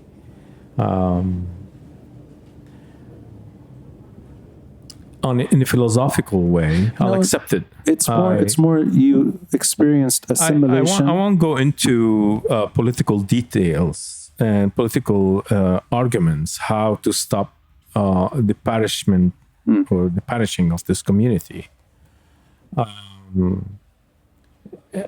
I looked a little bit about federalism. I think what should happen, I think we really should work on creating some kind of communality. I think the world has changed. The new generation, the media changed, the technology changed. I think everyone is exposed to that kind of modernity that was... The thing about... I think the thing about what the Christian community worries most about is to maintain certain modernity. Certain modernity that was established with the contact with the West. It's not a colonial thing. There is a progression. There is continuity. The first school, the contact with the West was when the Enlightenment was emerging. Technological advancement was emerging. It's not a coincidence that the first Gutenberg print was here, brought by the monks, while the Ottoman Empire, of course, categorically refused it, for theological reasons. So that continuity with that Western modernity was beneficial for that community. And in all fairness, it was spread all over. It wasn't just the particularity of that community. It was diffused, whether we like it or not. It was diffused. The first Quran was printed on that Gutenberg press that was in a monastery. And for them, it was, they didn't want to go the Ottoman way, where, these kind of technological advancement. I might be wrong. Maybe the Ottoman might, but for them it was beneficial. And whether we like it or not, that contact, that technological advancement, that theological affiliation, all this contact became part of us all. And it was more accentuated, like Samir Qasir says in his book in Beirut, by the missionaries who came. Well, I would differ with Samir Qasir. That's a colonial project. The missionaries were a colonial project. The Jesuits and the Protestant missionaries. Yeah, that was, but mostly, and that was a colonial project. But that contact with it was beneficial. It was there. That categorical refusal of anything that is Western, I find is a bit schizophrenic, really. Whether we like it or what. I mean, technology defines us. You know, we're exposed to many things culturally, etc. So I don't think we are who we think we are any longer. There's 3 unique cities you've called home. The one that we've been talking about tonight, New York, which I don't think really has any of that, in that it's a forced assimilation. The way you talked about it, it seems so natural, but it's unique to New York. A Jamaican, a Hasidic Jew, a Lebanese Jew, Mexican roommates, and you're getting beaten up by an African American woman. And all of that is happening in one day, let's say. That's a typical New York experience. That's assimilation. On the other end is Montreal, which is, I think, one of autonomy and protection. And it's visible in Montreal even today. There is a Francophone identity that is preserved or given its breathing space. And I think Beirut sort of has a bit of both, in that it's not... We speak so many languages here. None is given exclusivity. Right, we're polyglot, yes. Yeah, and we also have the chaos of New York, which provides some liberty too, and freedom. And I thought maybe you saw something there, and applying that to what you're describing is fact, that there is one community that doesn't feel at home. There's one what? There's one community today that feels less at home than ever. Who? What community? Well, I would say this as a non-Christian. I think the Christians of Lebanon, I share your bleak sentiment. They're joining the region's Christians in a massive decline. I think Lebanon... Demographic decline, yes. Demographic decline, cultural output decline, footprint on Lebanon in general decline, and the tendency towards dictatorship in this country. Yes. I think that's part of it too. Dictatorship and theocracy. Theocracy. We have a strong theocratic element in this. This is the elephant in the room that nobody wants to address. We talk about sectarianism, but sectarianism is not religiosity. What is fueling this sectarianism? Nobody wants to. We talk about it as if it's some kind of political party or a scout or something. But what is at the base of this? I think there's a theological discussion that should be also parallel to this refusal of sectarianism. And I think we should all decide what kind of country we want. We are an existentialist. We have to decide, we have to talk what kind of new Lebanon we want. And I think we have to, when we do this, we have to keep all politicians out. I think that's a discussion that should be done by academics, poets, people from the street. We have to decide what kind of Lebanon we want. What is it we want? And we want a theocracy. We want to maintain this kind of troika between religiosity, tradition, and authority. There is, and I, in my opinion, the glue to this kind of power is religion. It's dictating too many things on us. You know, I mean, really, you really want to go and make the LGBT community in this place as a scapegoat for your inadequacies, for your failures, for your failed morality, for your... It's hegemony. It's any power that single out small passive non-military group to cover your inadequacies and your corruption is fascism. That's what the fascists did. You derivate your violence, you concentrate your violence into scapegoating a community, whether gypsies or wherever, Jews. And it was the same mechanism. Really? I mean, really, you were not really. What are they bothering you? Did they steal your money in your bank? Did they? I mean, that's absurd.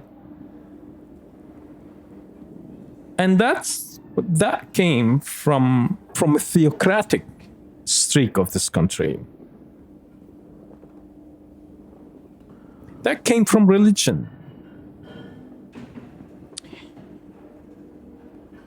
We're a religious place. We're still a conservative place, and we have to deal with our theocracies. What do we want? We want a theocracy? Fine, let's do a theocracy. We want dictatorship? Fine, let's discuss it. But when I first read Beirut Hellfire Society, what I read was the mourning of someone like you, meaning a free thinker who could survive the storm and come out as a writer.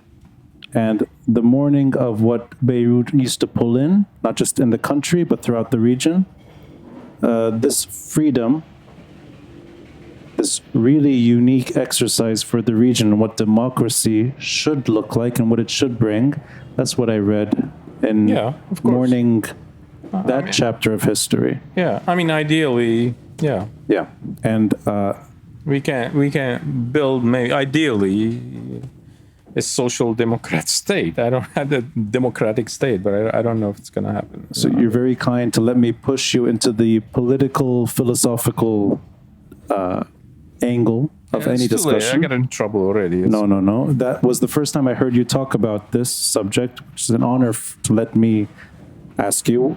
It's the stuff I always wanted to ask you years and years ago. Where there's going to be a small break. There'll be time for Q&A. What I want to say is that picking up this book years and years ago and pushing myself onto you in New York, that's my ashtray moment. 5 years later, I'm sitting with you talking about outcasts in the bubble and Aaliyas. I can't think of a better way to spend a Wednesday evening. So on my behalf of William and the audience, thank you, Rawi Hage. Thank you.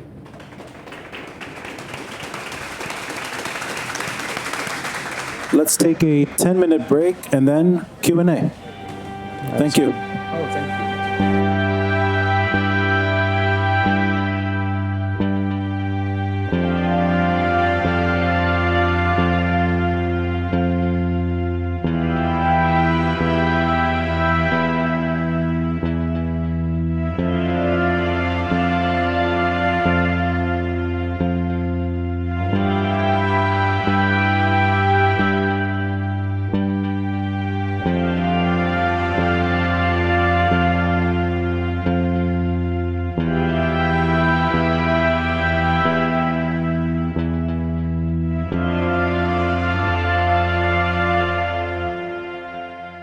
Let's make the Q&A fun. Rawi Hage is still with us past the 2-hour allotted time. I don't know if William's still here. Maybe he went to bed. Oh, he's at the wine bar. Hi, Adonis. Kifik. Of course, Adonis. Where's your phone? Don't lose it again. Everyone left. So, and the audience, I think this is actually quite fun. 1, 2, 3 former guests on the podcast are sitting here. Yeah. Zena Saab. Check out her book. It's coming out in August. Rawi's the forward writer. Great effort. Congratulations, Zena. I think we need more books like that. So we have Zena Saab. We have Sara Yassin right in the middle. She joined the podcast. Actually, she was an audience member last week as well, but we spoke, I guess, over a year ago about politics and urban planning. We have Camille, not Camille, Camille. You guys fixed it. Camille Hammoun, sitting at the bar. We recorded last week. So if anyone hasn't written his work, check him out. And of course, William, who just came out of the wine bar. I'm going to put you on MTV podcast in September. Not here. It wouldn't make sense. So it's a nice, friendly crowd. Let's get to know Rawi as much as we can with limited time. Whoever has a question up front, please let me know. Malik, who saved the day with a poet reference during the podcast.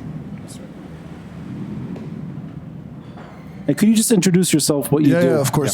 Hi, thank you very much for the lecture. It wasn't a lecture. For the interview, yeah. I do not lecture. You're right. I'm not a linguist the way you are. So my name is Malik Abinadir. I'm an interpreter and a translator. So thank you very much for whatever happened these past 2 hours. I have a very simple question. Listening to you talk about those miscellaneous events like the mafia wedding, the instance where you drew like the pool stick, but also all these random events that you covered, like that you photographed with your camera. For some reason, one thing came to mind, Gonzo. Like Gonzo journalism, the Gonzo movement. And when you think of the Gonzo movement, the first name that comes up is Hunter Thompson, the journalist who covered the Hells Angels, and then he went to Hawaii and he wrote his famous Rum Diary and so on. But I also thought of another journalist, a crazy journalist who actually was Norwegian. His name is Odd Karsten Tveit. And I think he was the first press person to enter the Sabra and Shatila camp right after the massacre. And he literally filmed what he saw as he was shouting and screaming, and there was still some sporadic gunfire going on. So the question is very simple. From what you were saying, like the mafia weddings and everything, and even maybe, I don't know if I can call it a rebellious attitude or an anti-conformistic attitude that you have, whatever it is. Have you ever considered Gonzo journalism, even through photography or literature? Why would I do that? I don't know. It's just a personal question. No, I don't. No, I'm a novelist. Yeah.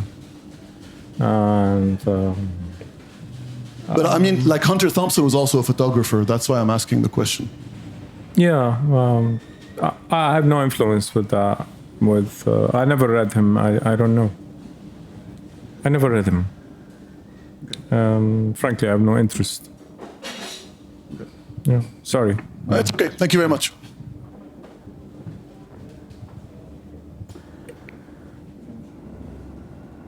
Any other questions? Well, let me ask you a silly question, Ravi. Before recording, I sat down and I got my calculator from my phone. Is that coming? I'll wait for it to pass.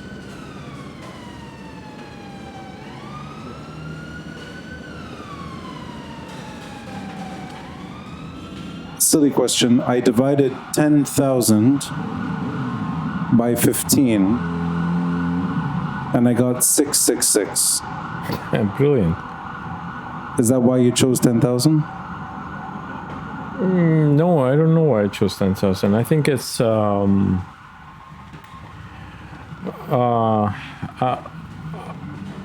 think it's I was reading, I think, the Bible for the first time.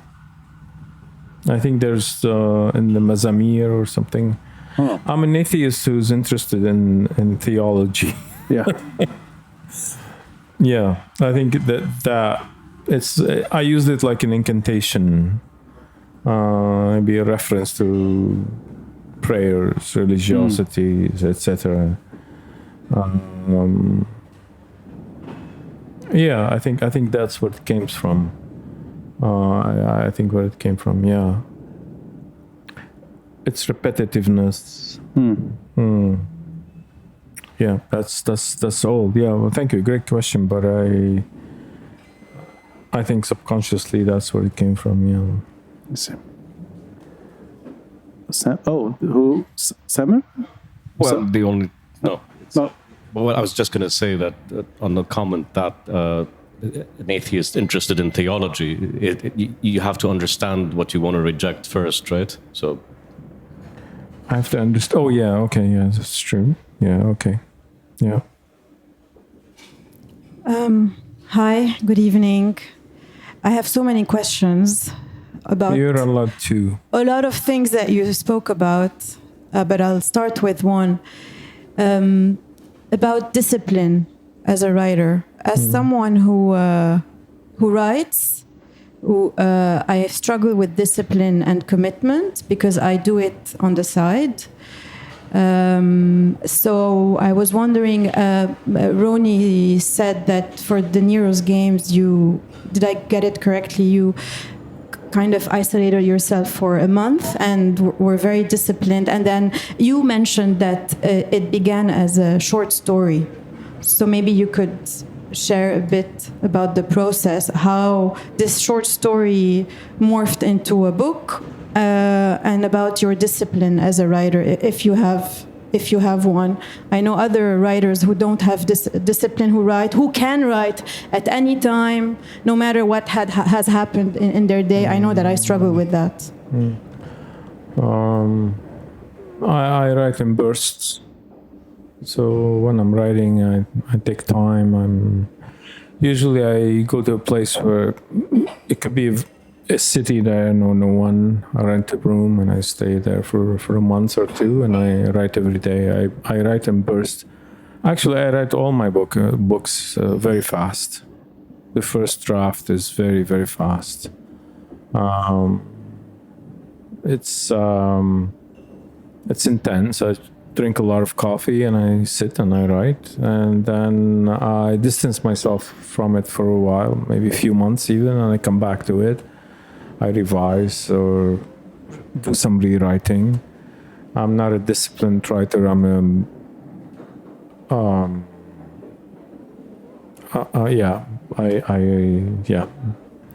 bit of a bipolar writer.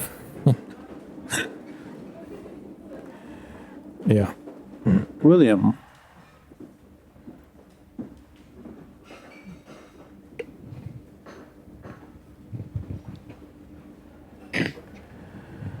Yeah. You spoke about the kind of the years in New York and the rage that you felt and the kind of the trauma that you'd been through. Has writing dissipated that? Has it been cathartic, or is it an exercise in futility? Can you repeat that? I was saying that when you talk about leaving here and you talk about the rage that you felt and the fearlessness, has writing kind of dissipated that? Has it been cathartic, or has it been an exercise in futility? It's been cathartic. Yeah, I think all writing are cathartic. I mean, yeah.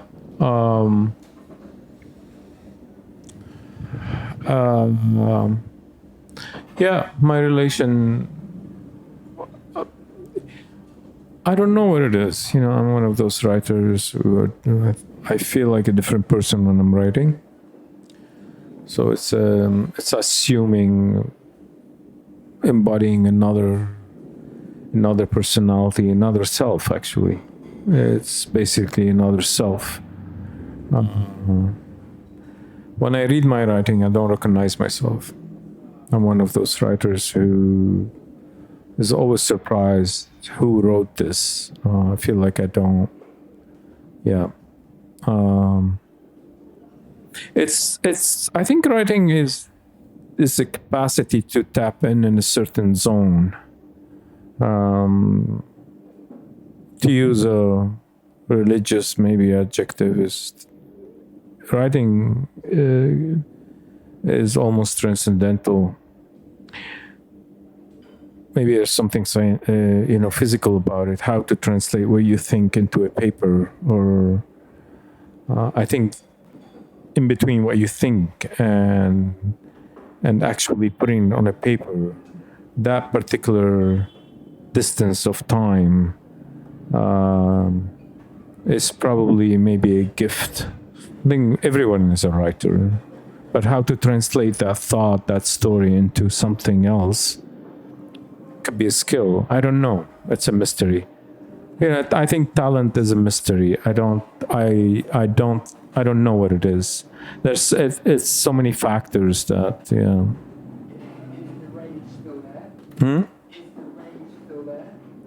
I can't hear him raise. The rage is still here. Oh, the rage. Emotions, yeah. I don't hold back. Yeah, I'm an emotional writer. I think when I write, I use all my emotions, from transgression to romantic thoughts. I think the whole spectrum is there. I'm not hesitant writer. There are writers who are hesitant. I pity academics because they think too much. Academics are very hesitant, and they make horrible writers, novelists.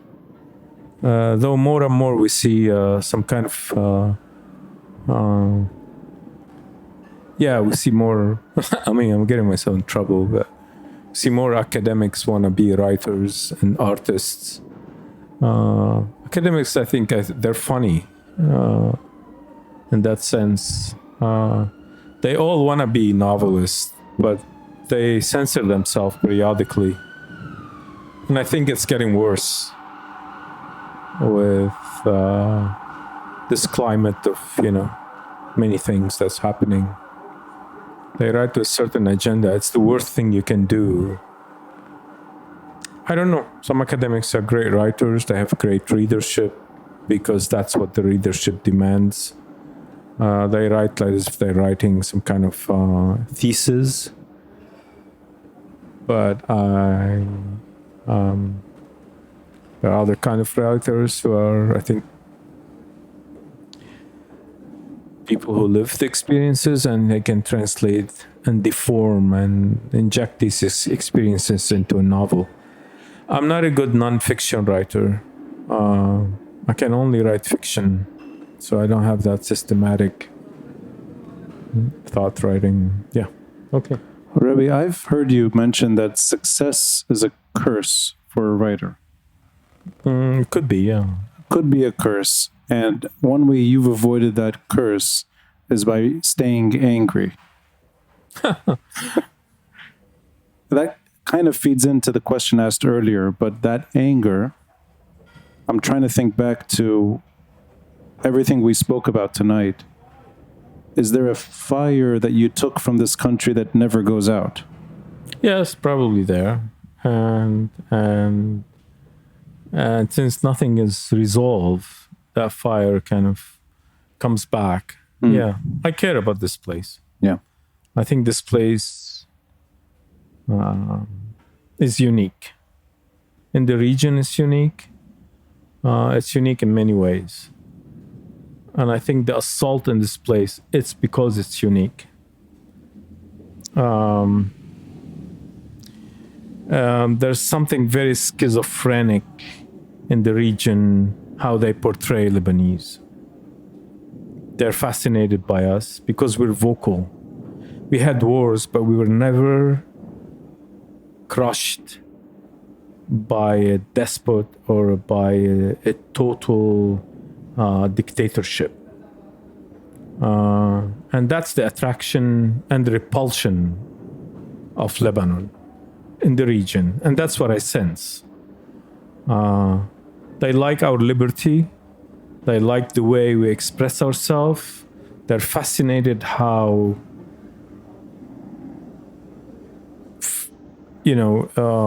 expressive we are about our things. And that comes from that sense of freedom that we never experienced, this crushing, dictatorship.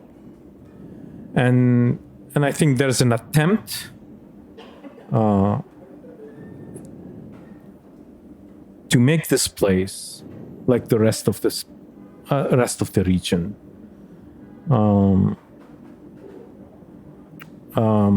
And that saddened me. And I think that's the most valuable thing about this place.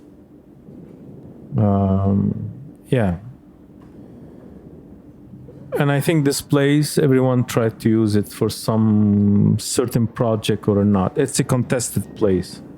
And it's hard to be a small country in a region with many conflict. I feel like we're like Poland, where it's crushed between Stalinism and fascism. And since it was a weak state, everyone laid claim on it. That's why I think we should, we should unite. We should have some pride. We should have, I'm not being nationalist, but if we want this place to be something, I think we should find an internal solution. It's not going to come from those politicians. They're all corrupt. They're all agents. I think it should come from the new generation, from this. I believe in culture. I believe in culture as a resistance. Even superficially, when I see my nephew or my niece or going getting drunk and having rave parties, I consider this also resistance. We have to maintain. I mean, we still have it. The fact that I'm sitting here with you and we're not, not 10 mukhabarat are here to There's only still, about, I think, it's a form 9 of or 8 resistance. only tonight. The usual. I mean, it's still something. It's still unique. And for me and you as Lebanon, this is us here. And the new generation should be more vocal about these things. Those old farts should go. I mean, they're anti-intellectuals. I can tell you stories about my experience in the diaspora. And my experience with the diplomatic corps, the Lebanese diplomatic corps. Terrible. I've been to 30 countries. I was invited everywhere, from Chile all the way to north of China. I'm translated in 30 languages, and everybody invited me. Not once I saw somebody from the diplomatic corps come to my event or Rabi Alamuddin event, or when like even Lebanese, when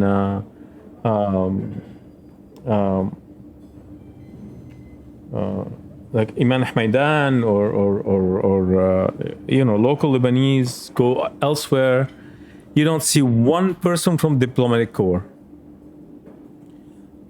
I witnessed embassies from Sri Lanka opening their door, giving, hosting their writers, hosting their artists, introducing everyone, doing cocktails, taking pride in the culture. Not one fucking diplomatic person came to any of our events. They're anti-intellectual little container merchants. That's what they are. And I remember once I was invited to Mexico. They do in Guadalajara the biggest fair, book fair in the world. I mean, it's huge. They bring buses, school buses, And being a writer in Mexico is something, It's like a matador. He comes in, everybody applauds, it's reverence. And then they said to me, there's a school in a small village outside of Mexico City. They read your book, they like your book, they read the Niro's game, and they want to invite you to the school. I said, fine. It's like safari. I go, no, I don't know where I'm going, in jungle, and I arrive at village. There's nothing. There's a Coca-Cola fridge and a school, small school. And I arrived there, poor villagers. They made like an ark, and they had the Lebanese flag. I cried like a baby. It's like you come here, it's just fucking some bunch of... One time a diplomat came to an event. It was me and Rabi Alamuddin doing an event. I think Rabia was there. And he comes, they told me the consul is here, or whatever the fuck he is, whatever. So I went to meet him and I said, hello, welcome, قال لي أنت من وين؟ أنت من وين? That was his opening thing. And then he started looking over my shoulder, right? Looking at the first seats in the events. And he said to me, where should we sit? I said, sit wherever the fuck you want. And I left. He turned and left because he wants to sit in the front. That's how meek they are. They're a bunch of meek people. Any event in the community, in the diaspora, they have 3 big chairs. The clergy, and then some kind of ambassador, whatever the fuck they are. They're meek. And then someone organized, they go asking money from the diaspora, right? And they have this conference here. They bring all these business people talking about their business success. One Kamanja plane, there was not one nigh. They you do a conference about your culture, and all these people stating how much money they made and a little bit about Tabouli, grandmother Tabouli folkloric stuff, and invited. There's not even like a piano, not even like a Fairuz song, not even like they're dry, and that is gonna make a backlash because you can't treat the diaspora as a cow, cashing cow. It was so obvious that they, and inviting all businessmen. Is that what we are? Is that all that's what represents this culture? We have so many great artists in everywhere, and that's what we came down to is inviting a few businessmen to talk about their financial success. The government didn't integrate our culture into governance. And that's why we don't have an identity. That's why we're confused about identity.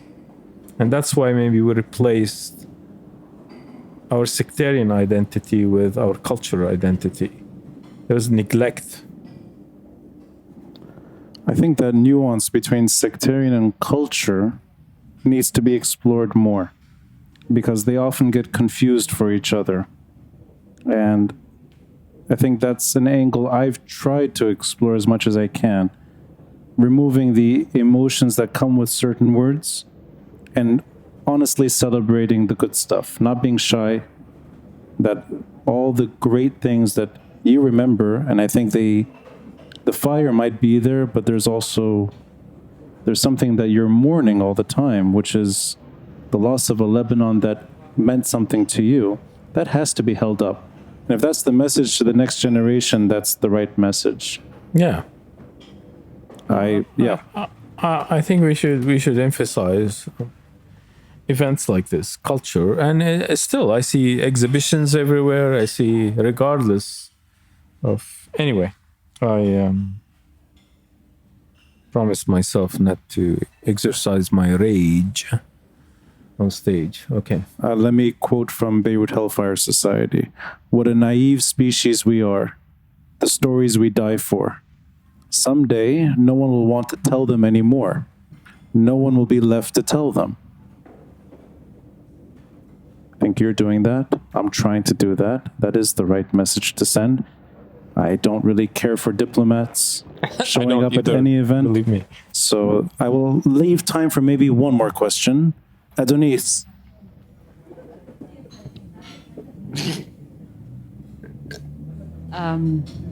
Hi. There's a lot of questions actually. You talked about a lot of stuff even right now in the last 10 minutes that I would love to ask you about. But personally, I feel like whatever the diplomats are or are not doing in in these countries. I No. I'm with you on it. I've don't heard care about diplomacy. It's a reference to culture, how important Yes, it is, no, it is. how we It's- neglected it. Yes, Yeah. it's the identity itself as well, which is a problem, which is a big problem. So basically, but I do feel that it stems from the fact that as Lebanese, we have a very kind of an autoimmune disease of wanting to destroy whatever works or whatever kind of tries to shine, or, you know, and we have it even here, even internally. I've never left Lebanon. I've always lived here. So that's for a fact. About the mukhabarat part, I'm not sure if you were, if there were none here. It was funny. Oh, good. We saw some stuff happening in the background. You guys couldn't see it, so really? that was another back scene. Oh, well. So yeah, but Weekend water. Biakak, which is like the Biakak? symbolic, thing. I don't see Biakak that's- anymore since 2005, but here I That's saw one assuring. today. انت شو عملت هون ب 83 What? ليه رجع عندك هلا بالكعك no I'm joking. That's yeah. But just my question is, it has to do more with what you talked about Lebanon, and thank you for not being very politically correct, because we're kind of fed up with that, at least for me personally, and for addressing the elephant in the room, and for talking about whatever you talked about. But you also said something about communalities and the fact that we need to look for those. The Niro's Game is one of my favorite books, and I haven't read Beirut Hellfire Society yet. But I'm thinking, is the civil war one of these elements that might be a good start for us to start talking about and treat? Although I know that a lot of people say we've done a lot or made a lot of movies and it's so boring by now that we talk a lot about it. But I also feel it's a way to just ignore it and just like swipe it under the rug, and could it be one of those elements maybe? Swipe the civil war under the rug.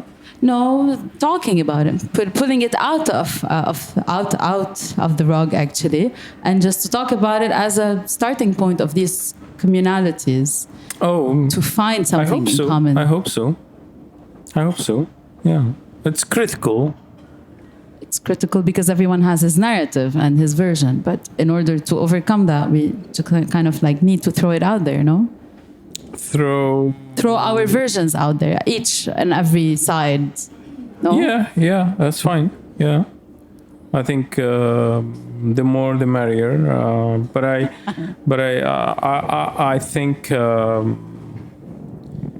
I think there are other problems. The post-civil war now that are different problems.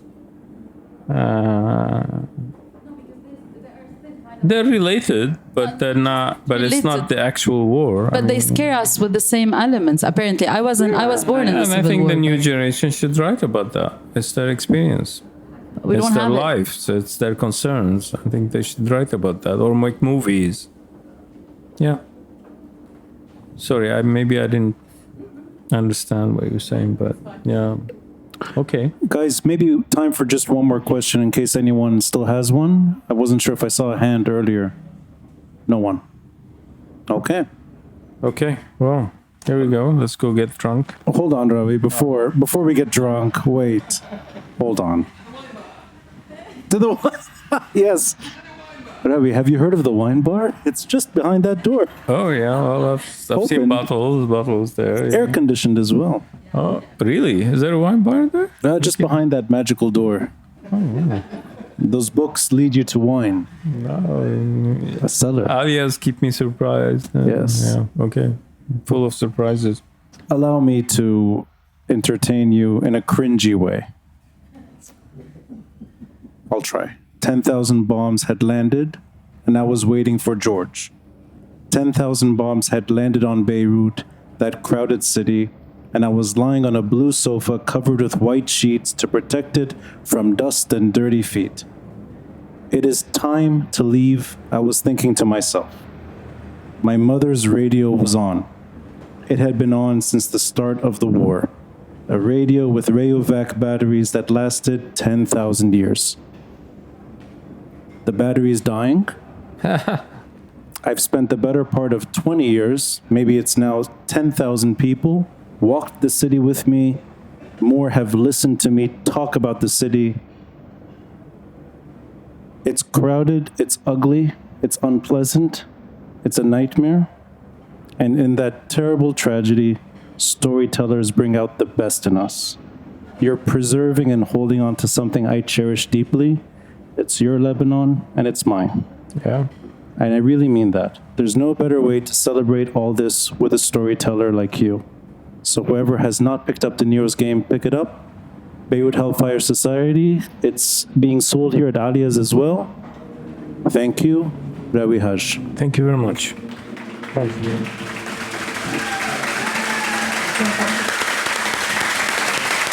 Thank you. Rawi Hage's latest book is Stray Dogs. It's not being distributed here yet, but it will be eventually. Rawi is not so visible on social media. You have to be an exclusive club to have him on Instagram. But you can obviously check out his writing online. It's the Beirut Banyan. On Saturday, for anyone who doesn't have weekend plans, go to Hamdoun, to Iris Domain, because the civil war is going to start again by two academics who can't stand each other. I'm being silly. If you don't have plans this weekend, there's a live episode, thanks to Samir and Rayan as well. We'll be in Hamdoun. It's online. You can check it out. And next Wednesday is a social media figure. His name is Georges Werdine. He'll be sitting here. The following week is the German ambassador to Lebanon, Andreas Kendall. He's leaving the country. One of his last things he'll do is sit with us and talk about his experience here. Then I'm taking a break. For the first time in 5 years, I'm taking a break. Oh, where are you going? I'm going away from my phone, a bit isolation, and I'm going to try to do other things. Exactly. And no Diet Pepsi. So, anyway. Guys, this was a treat for me, Rawi. Thank you.